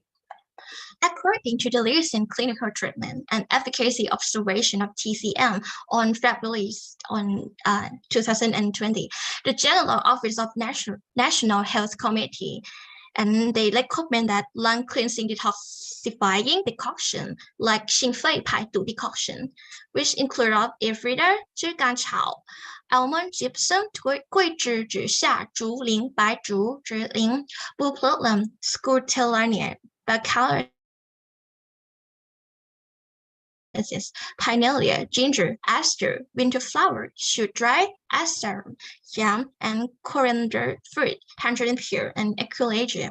And this is 心肺排毒 decoction, which are very popular to use for COVID-19 in early stage. Moreover, we can use that 莲花清瘟 capsule or 金花清肝 granule. The suggested use, TCM is you can use 1 dose per day, twice in the morning and evening, like 40 minutes after a meal. Take with warm water and 3 doses a course.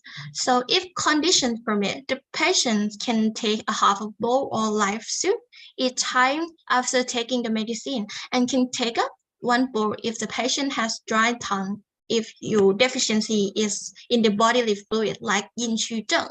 然后 you can know that if the patient does not have a fever or the amount of gypsum should be little, or if you have a fever or strong heat or 90 or 39 or 39 degrees Celsius above, you can increase the amount of gypsum or so. If the symptoms improve but do not fully recover, then you can take the second course of treatment. So the medicine should be discontinued when the symptom is disappear. So if your symptom is recover or disappear, you have to stop for using the medicine. And the scope of application of 清肺排毒 decoction is suitable for light or ordinary or severe patient in COVID-19. The next is the newspaper of Xinhua. Okay, Xinhua newspaper is like, this picture is the pharmacists of the hospital are busy providing decoctions for COVID-19. And next. Okay. Next, I would like to focus on this point because have you guys ever known about acupressure before? Acupressure is like a concept of the life energy which flows through the meridians in the body. It is believed that any blockage and disruption in the flow of energy through the meridian can lead to the different health issues. The lung meridian is one of the major of compromising in the 12 meridian pathway in the human body. You can applying gentle pressure on this 6th point and can actually help to improve your lungs health and boost your immunity.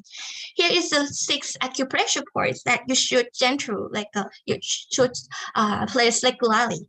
The first is on your hand. So everybody, please move your hands up like this. Okay. The first is on your hand. It's located on your V shape between your web of the thumb and index finger. Like here, it's called 合谷 or joining barrier. You have to do this every day, 1 to 2 minutes.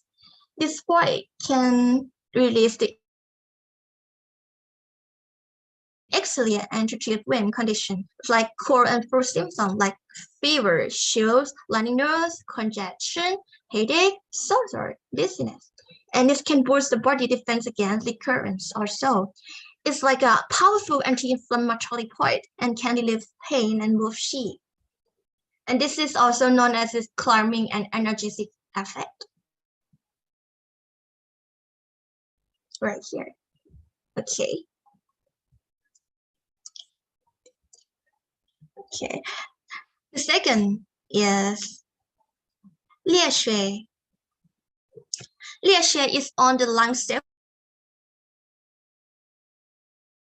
or we can know that it's broken sequence. It's beginning at the depressed. You can show your wrist off, and it's on the base of the thumb, approximately 2 fingers width of your arms. Or you can do like this, and here.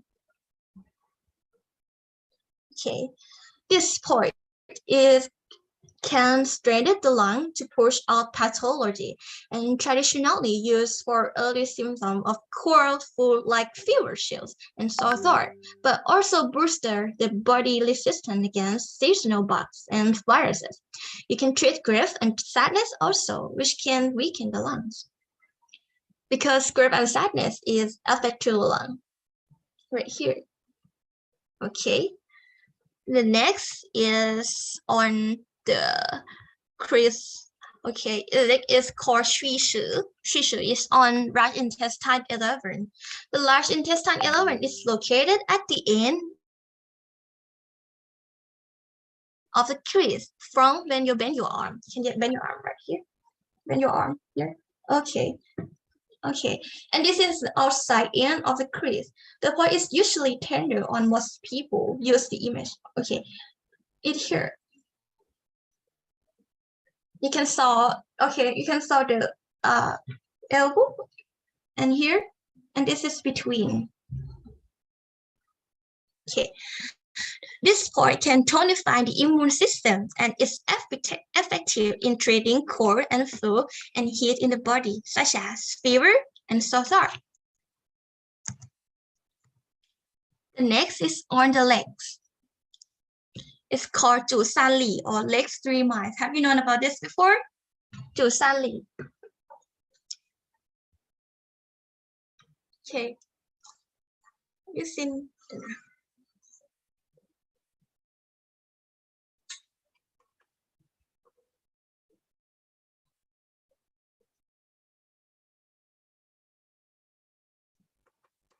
Okay. It's located about 4 finger breadths below the bottom of your kneecap. You can saw kneecap. Your kneecap is here. Yeah, and it's directly outside of your shin bone or tibia bone. You can saw tibia bone, and this point is normally quite large and tender. You can massage both left and right side also at the same time. This point can boosting your immunity and digestion and making sure that you are absorbing all the nutrients you are taking in and stimulate your digestive tract to recover and after you're taking antibiotics. And it can really help to build up your energy status. Okay, next is feng shui or in the gallbladder 20. Oh. So feng shui is located on your back, right here. Here, all right. Okay, it's located on the back of head. You can be placed between upper portion of sternocleidomastoid muscle and trapezius. Sternocleidomastoid is here and trapezius is here. So it's gonna be like here. It can protect the body from exterior pathology. It's called wind invasion, and it can release a headache and stiffness also. It can nourish the brain and benefit in the eyes and clear the head and calm the spirit. So if you guys have headache or eye pain or something that you have like office syndrome, you can place at the feng shui. It can relieve your pain also. So the last point is collaborant, or on collaborant is called Shu Mansion or kidney 27. It's located on your chest, right here. Here, okay. It's located on your chest, and you have to locate about 1 inch from the midline. This is the midline, right? And on the lower of border on the collarbone here. Yeah, yes. It can reinforce your immune system functioning by strengthening the respiratory system, especially good for the people prone to upper respiratory infection. And it can descend qi and opens the chest to relieve congestion, breathing difficulties and asthma, cause anxiety and depression also. Okay, I will review again about 6 points. Okay, the first point is He Gu. He Gu is on your hand, right? Yeah. The second point is Lie Xue. Lie Xue is on your wrist, right here. Just. The third is Qi Shu. Qi Shu is on your elbow.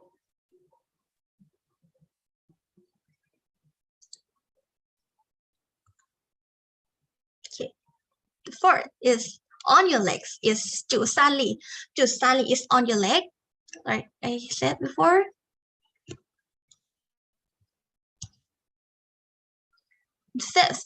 Fifth is Feng Shui. Feng Shui is on the back of your head.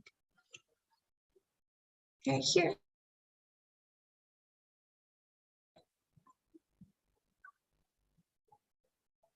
Okay. And the last one is Shu Mansion. Shu Mansion is on the collarbone.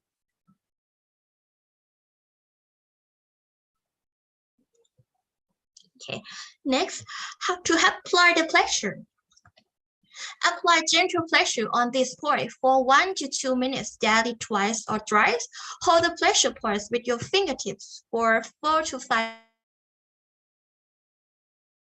breaths, and then release. Repeat the same 5 times in a row. So next is like Drew Doctor said before, is about Tai Chi, and this is introduced a little bit.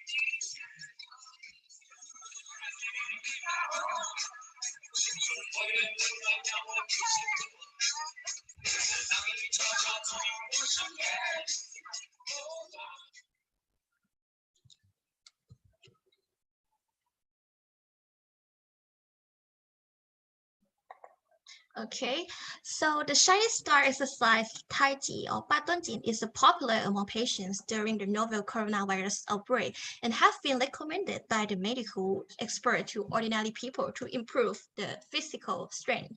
It can help strengthen up the body and develop the healthy lifestyle. And the key is perseverance is better to practice every day, from Zhang Bo Li. Okay, and the last is I will talk about how to boosting your immunity against COVID-19. The first, you can improve diet and don't compromise on sleep. Stay hydrated. Don't skip on exercise. Distress yourself. Practice meditation. Avoid smoking, alcohol, or other addictive substance, and avoid all kind of non-essential travels. Like you have to stay at home, right? And supplement and immunity boosting food, like you have to take with tea or things, or drink warm water throughout the day, practice meditation or yoga, or drink herbal tea and decoctions like holy basil, cinnamon, black pepper, dried ginger, and raisin. And you can avoid the sugar and replace with chocolate if you in need, and inhale the steam with mint leaves and caraway seeds also. So thank you everybody for attention. And do you have any question? Please feel free to be asked.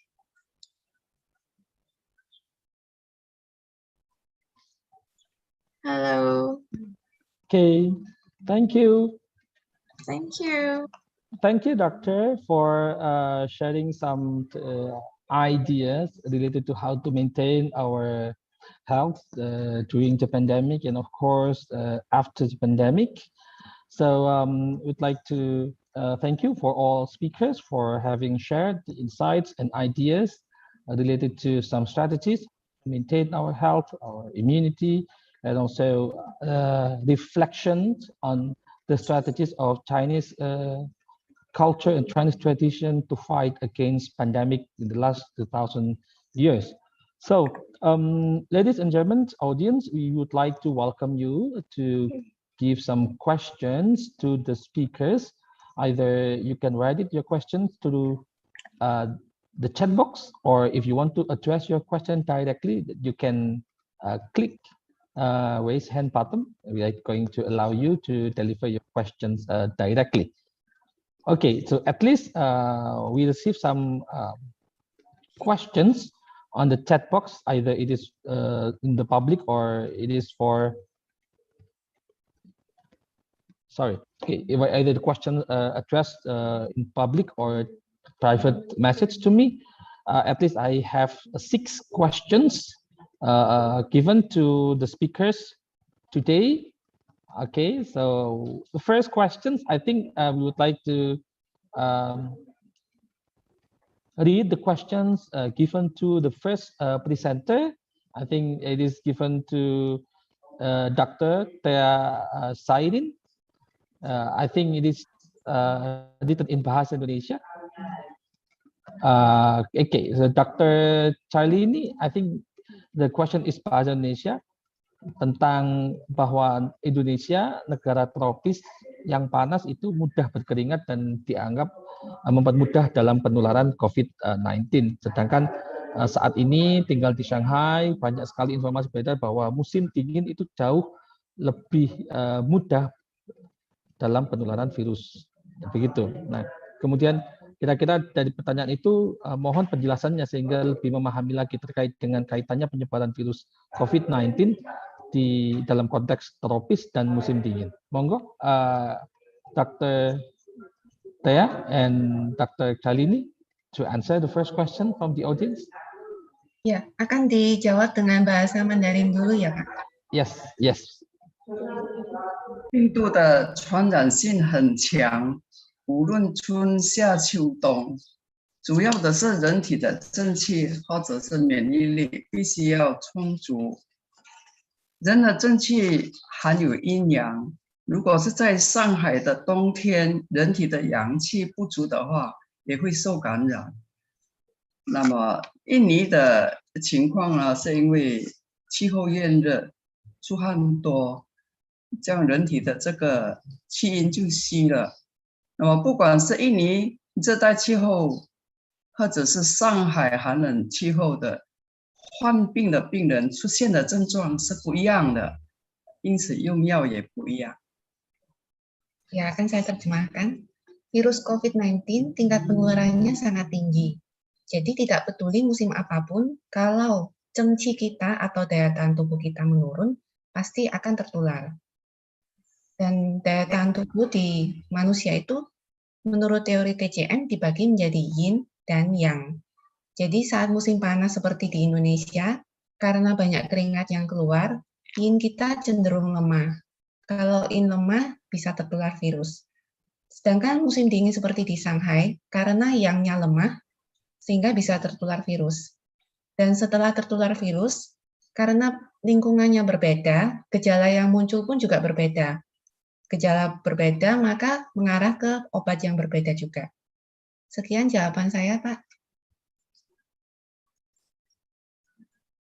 Thank you very much. I hope the answers give highlights to the question related to the differences, the spread of the virus in the tropical season and also in the subtropical season, ya, especially apakah ini ada kaitannya dengan hal tersebut. Thank you very much for the first questions. I think we move on to the next questions. The questions is given to the second speaker. I think it is given addressed to Professor. The question is related to interest about EMG in Tai Chi, because for me recently I'm working on EMG also for my study. The question is, did have evidence or is there any evidence or research about Tai Chi for improvement strength and power? So secondly, which muscles more active during Tai Chi exercise? I think, Professor, this question is addressed to you. Okay, thank you. The EMG, yes, in my research lab, we have the EMG. This is a wireless EMG. Generally, the EMG can answer if we just stick on the muscle and the EMG connects the data, the muscle contraction signal. Therefore, and can amplify the signal, and the computer, the software can tell you which muscle contraction contribute to specific movement. So regarding the Tai Chi, we also placed the EMG on the lower limbs, such as the quadriceps, the calf. Most time for the stepping, the 走步, the footworking, that is the quadriceps contract more.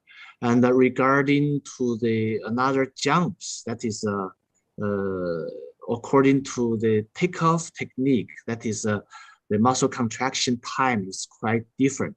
But for Tai Chi, is a kind of the, since the posture is constantly squat there, therefore the performer, the Tai Chi players, quadriceps is always in contraction situation. Yes, and we also I also conduct kind of research with the EMG to explore, to answer a question. This question is a very general question. That is, some Tai Chi player complains they have knee pain, their knee pain after Tai Chi practice. So the Tai Chi master told us that is because your foot alignment is not correct. So that means your standing position is not correct, therefore cause your knee pain. So if your toes, your knee and your hip alignments is in the correct position, and you won't have this problem. So is this true or false? So we conduct this kind of research, and our answer with the EMG, our answer that is in fact this is true. That is the Tai Chi master. Tai Chi master suggests is right. Your knee alignment, your leg alignments is may affect your knee pain or no pain. So the correct squatting, the posture position is quite important during Tai Chi practice. So I wish the answer can answer the question. Yes, I think it's quite interesting to know that actually the relation between the Tai Chi and you analyze Tai Chi statistically and computationally. I think it's really interesting that actually even a traditional exercise and activities, if we calculate with the sophisticated software, we know the real evidence of those exercises to our body. So that's why your answer, I think that's quite comprehensive for the question. Thank you very much, Professor. So thank you. So for the next questions is addressed to Dr. Alrighty. Okay, so I would like to read the questions. The question is addressed privately to my chat box. Let me read. So this is a question related to is acupuncture could be a method of toxic purging, because not only COVID influence could make our immunity subsidized, okay, but also food content, so what they consume probably contained by some unhealthy things. So is it really possible, doctor? Yes. Okay. Okay. Yes, it can. Acupuncture can have something to decrease the toxins of purging. But acupuncture is focused on the lung meridian support that could be utilized to stimulate the respiratory system and can ameliorate hypoxia and dispersion. It's like a supportive care of to intervention. It's cooperation of Western medicine also. So it's like supportive care to stimulate the respiratory system and have ameliorate to hypoxia and distress, such as we have some point like on your lung 1, the first lung, or the 6th lung on the acupressure point, like which is Mu point, and the C-clip point, like here, like I said before, Zhongshu is a collaborant in acupressure. And what's important of store point have specific can help to reduce your symptom about acute respiratory problem, and such as dyspnea and pleuritic chest pain associated with COVID-19, like supporting care also. Okay. Thank you very much. So actually, acupuncture is in this context, it's not only for COVID, but I think that's for other health matter, including toxic purge. Okay, we have another questions. I think this is related to the differences between traditional medicines in China and in Indonesia. So I think this question is addressed to Dr. Thea. So I think seeing your experience 4 years in Indonesia, Dr. Thea, so how do you observe the differences between traditional medicines in Indonesia and in China, according to your experience in Indonesia so far? Bagaimana perbedaannya tentang pengobatan tradisional yang ada di China, yang Anda ketahui, dan yang ada di Indonesia, menurut pengalaman Anda selama di Indonesia?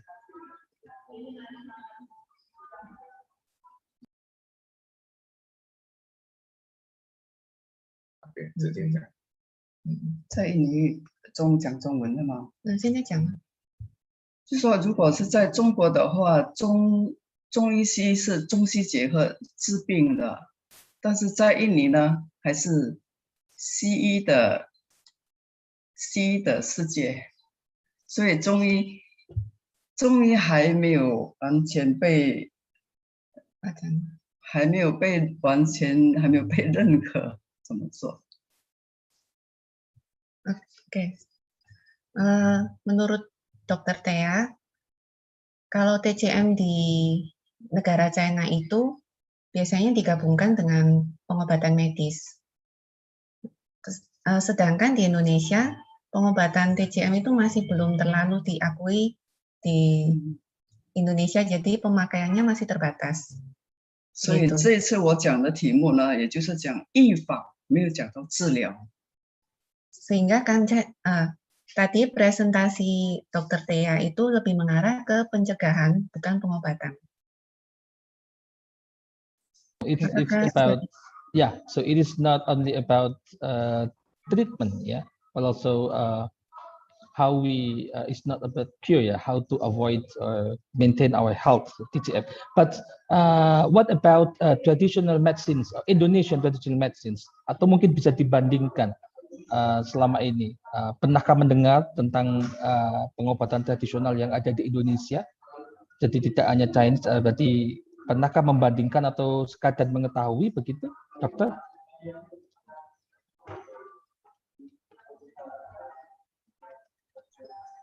Maaf Pak, maksudnya pengobatan tradisional herbal Indonesia atau herbal ya, China? Yang herbal Indonesia. Jadi mengingat pengalaman Anda selama ini di Indonesia, apakah pernah membandingkan kira-kira tentang metode pengobatan Cina dan juga pengobatan tradisional Indonesia? Kira-kira apakah ada perbedaan yang substansial dari kedua metode tersebut? Selama pengalaman Anda, mungkin ini lebih ke sharing pengalaman.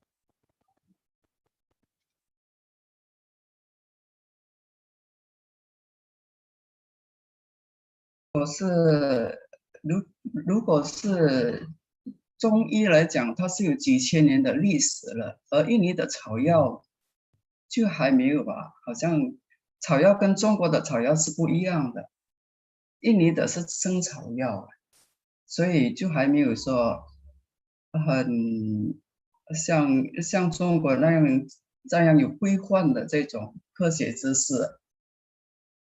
Karena herbal China itu kan sudah ada sejarah lebih dari ribuan tahun. Jadi sudah ada kitabnya, ada perkembangan sampai sekarang dijadikan obat jadi herbal pun sudah ada seperti ekstrak dan lain sebagainya. Sedangkan yang di Indonesia itu masih dalam perkembangan, Pak. Begitu maksud saya. Kebanyakan di Indonesia memang belum dibukukan ya, bukan mungkin dari mulut ke mulut begitu istilahnya ya. 因为也不还没有被认可嘛，这中医的。它是说印尼的。Ya, begitu Pak. Ya, itu. I think this is quite interesting facts ya. Ini Bapak Ibu ya. Mungkin di sini juga banyak para hadirin yang dari teman-teman dari Indonesia. Ini satu hal yang menarik fakta bahwa memang pengobatan tradisional di China salah satunya mereka dibukukan dan itu tadi disebut ya, kitab. Istilahnya kita menggunakan istilah kitab ya. Jadi bahkan menyebutnya tidak hanya dibukukan, tapi mereka menyebutnya kitab karena ini dianggap sebagai suatu hal tradisi yang sangat luar biasa yang harus dibudidayakan. But thank you very much for the experience and sharing experience from Dr. Thea related to the differences between medicines, traditional medicines in Indonesia and in China. I think this is. We are moving to the next question. I think we have a question from Miss Norita Nonoy from ITATS. Yeah, I think it's also university in Surabaya. I want to ask something. Right now, I do OCD diet since 2 weeks ago. I think it's related to OCD. Yeah, OCD diets. I start eating at 9 a.m. and I will stop at 5 p.m. So then I'm fasting, just 3 mineral water. But yesterday I eat junk food at 7 p.m. Then I throw up everything inside my inside my stomach, yeah, my belly. So what happened? Why did it happen? Is that something wrong with metabolism, or even though that she's doing workout almost every day? I don't know what questions is given to which speaker, but I think if you mentioned about exercise, I think I would like to invite Professor Dongzhu to give insights related to what happened even though that she does exercise every day and the OCD diet, but accidentally when she eats, like she's throwing up everything inside her belly. Professor, maybe you can give like insight or any experience. Sorry, Professor, you are still on mute. My question is what kind of OCD diet? What is OCD? I think I would like to invite Miss Norita. Miss Norita, are you here with us? Yes, I'm here, sir. So Miss Norita, I would like to spotlight you, and I would like to invite you. To address your questions directly to Professor. Please, Miss. Okay, hello, Professor. Actually, in Indonesia, there is OCD diet. It means that you just able to eat in several hours. I means that I just eat only 8 hours, and after that I must fasting. While I was fasting, I just able to drink mineral water. It's only that. But when when I'm doing OCD diet, everything is doing good. But I just cheating. I tried to cheat last night, and I drop everything inside of my belly. It's like that. Is that about my metabolism or something else maybe? Okay, in fact, I have not many suggestions on this field, but I just reviewed several paper. That is, they talk about the Tai Chi exercise for their digestion. Yes, but regarding the fasting, this is I have no any idea about it. Yes. Okay, so it seems that OCD is quite popular in Indonesia, but it seems that not popular with other countries. Actually, your methods, and it can become different as well from one country to the other country in terms of naming and methodology. And one more interrupt. Actually, in China we call it 屁股. That is they practice the qigong, and they also fasting. And some people they like it because they just stop eating and just empty their stomach. So therefore, their stomach they don't suffer from the heavy burden to digest the food. Therefore, some scientists that agree that is a good exercise, is healthy, and for currently, I heard some talkings about this. Yes, we call it 屁股. So for yours, that's OCD. That is your fasting. I know that is you have this kind of custom, and we also during in June. Normally, you just fasting around in May, right? So we organize the sport competition. During that time, our international students, especially from Indonesia, they took part in the competition, but they didn't have enough power to compete. I know this. So during this time, I think that the diet is good, but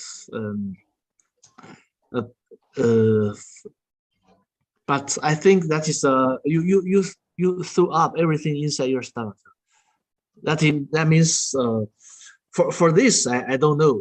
Actually, you do exercise such as a very gentle exercise such as Tai Chi and Qigong can help you digest if you feel stuck in your stomach. But for your symptoms, I have no any suggestion yet. But we have a similar exercise. We call it 屁股 in China. Yes, this is my answer.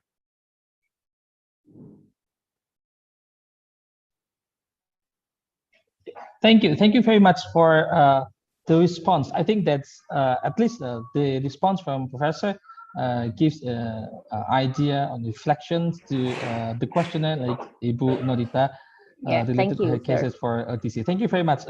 Bapak Ibu, I would like to invite you, maybe last questions for this session before we end our discussion this morning.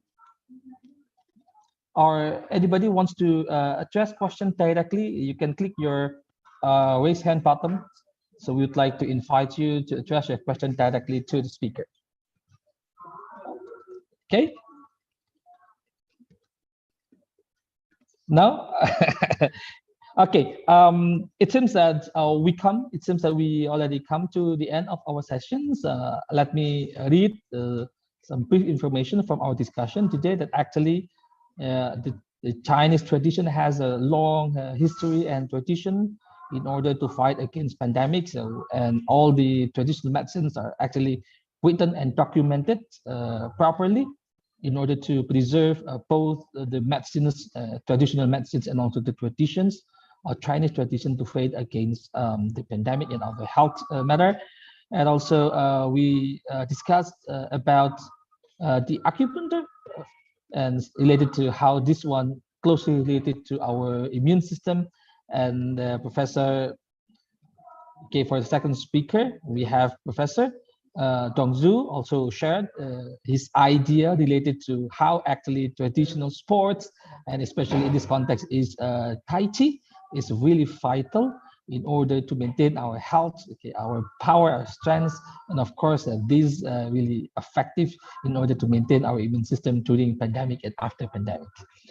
All right, so ladies and gentlemen, once again, we would like to say thank you very much for the presenters today for sharing insights, ideas, and critical analysis for exercise, traditions, and acupuncture for our health during the pandemic and after the pandemic. I'd like to thank you very much for the participants, for your active participation. I wish you all the best and stay healthy and stay happy. Thank you very much, and I give it back to the host, Ms. Titi. Bye-bye. Yeah. Thank you, Professor. Thank you. Ms. Titi. 再见，再见，再见。 Thank you very much. I would like to give back to Ms. Arista Titi as the host. Yes, Ms. Titi. Baik, terima kasih kepada Bapak Sueb yang telah memandu sesi pemaparan materi dan tanya jawab, diskusi dan tanya jawab webinar hari ini. Terima kasih juga kepada para narasumber yang telah memaparkan materi yang luar biasa bermanfaat bagi kita semua.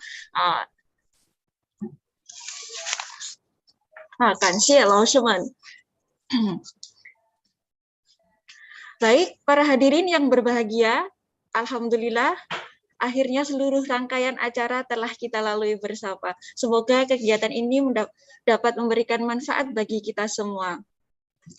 Sebelum saya akhiri, saya akan umumkan terlebih dahulu kepada pemenang door prize. Yang pertama ada Bapak Ridwan Hajimu, Bapak Ridwan. Yang kedua, Bapak Abdul Muin. Dan yang ketiga, Ibu Norita Nonoy. Baik, saya ulangi. Pemenang door prize yang pertama ada Bapak Ridwan Hajimu. Yang kedua, Bapak Abdul Muin. Dan yang ketiga, yaitu Ibu Norita Nonoy. Para pemenang door prize dapat menghubungi panitia melalui kontak person yang ada di flyer. Baik, saya Cici Arista mengucapkan terima kasih atas perhatian. Untuk esensinya saya akan kirimkan lewat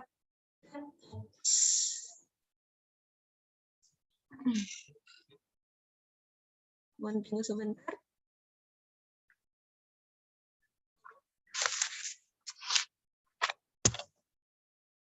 Oke.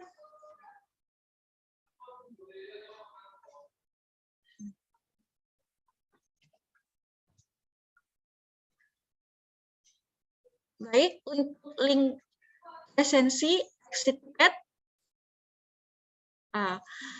hadirin bisa melihat box dan mengeklik link. Mohon untuk menuliskan nama lengkap yang nanti akan tertulis di sertifikat dan dikirim melalui email yang terdaftar. Dan waktunya 10 menit.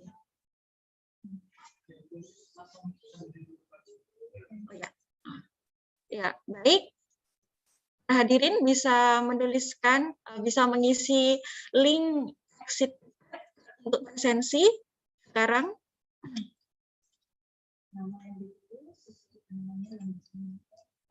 Baik, nama yang ditulis harus lengkap dan sesuai dengan atau ID card. nanti akan dikirim sertifikat sesuai nama yang ditulis melalui email yang terdaftar.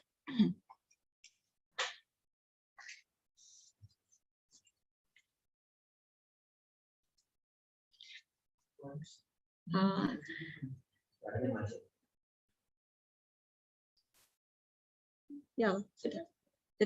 Baik, saya ucapkan terima kasih sekali lagi kepada para narasumber, moderator, kepada para panitia. Saya mohon pamit undur diri apabila ada kesalahan. Saya mohon maaf yang sebesar-besarnya. Baik, wassalamualaikum warahmatullahi wabarakatuh. Selamat siang, sampai jumpa. 祝大家身体健康，再见。再见，terima kasih 老师。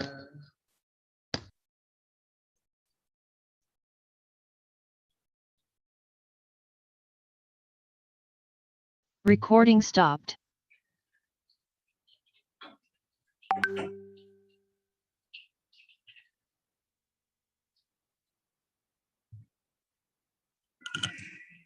Ibu Bung Mekong.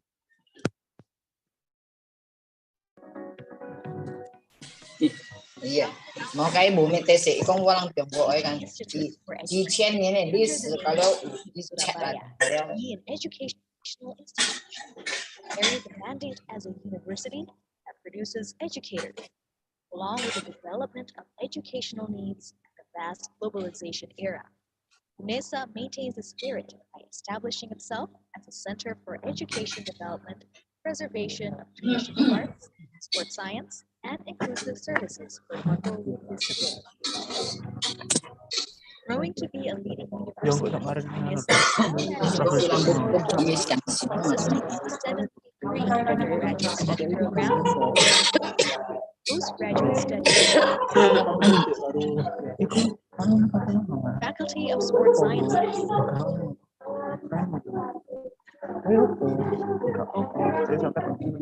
Faculty of Languages and Arts,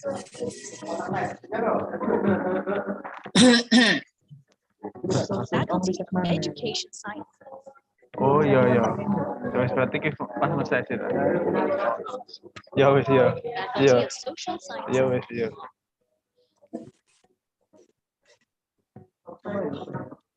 Ya wes iya. Faculty of Economics. Mat. Faculty of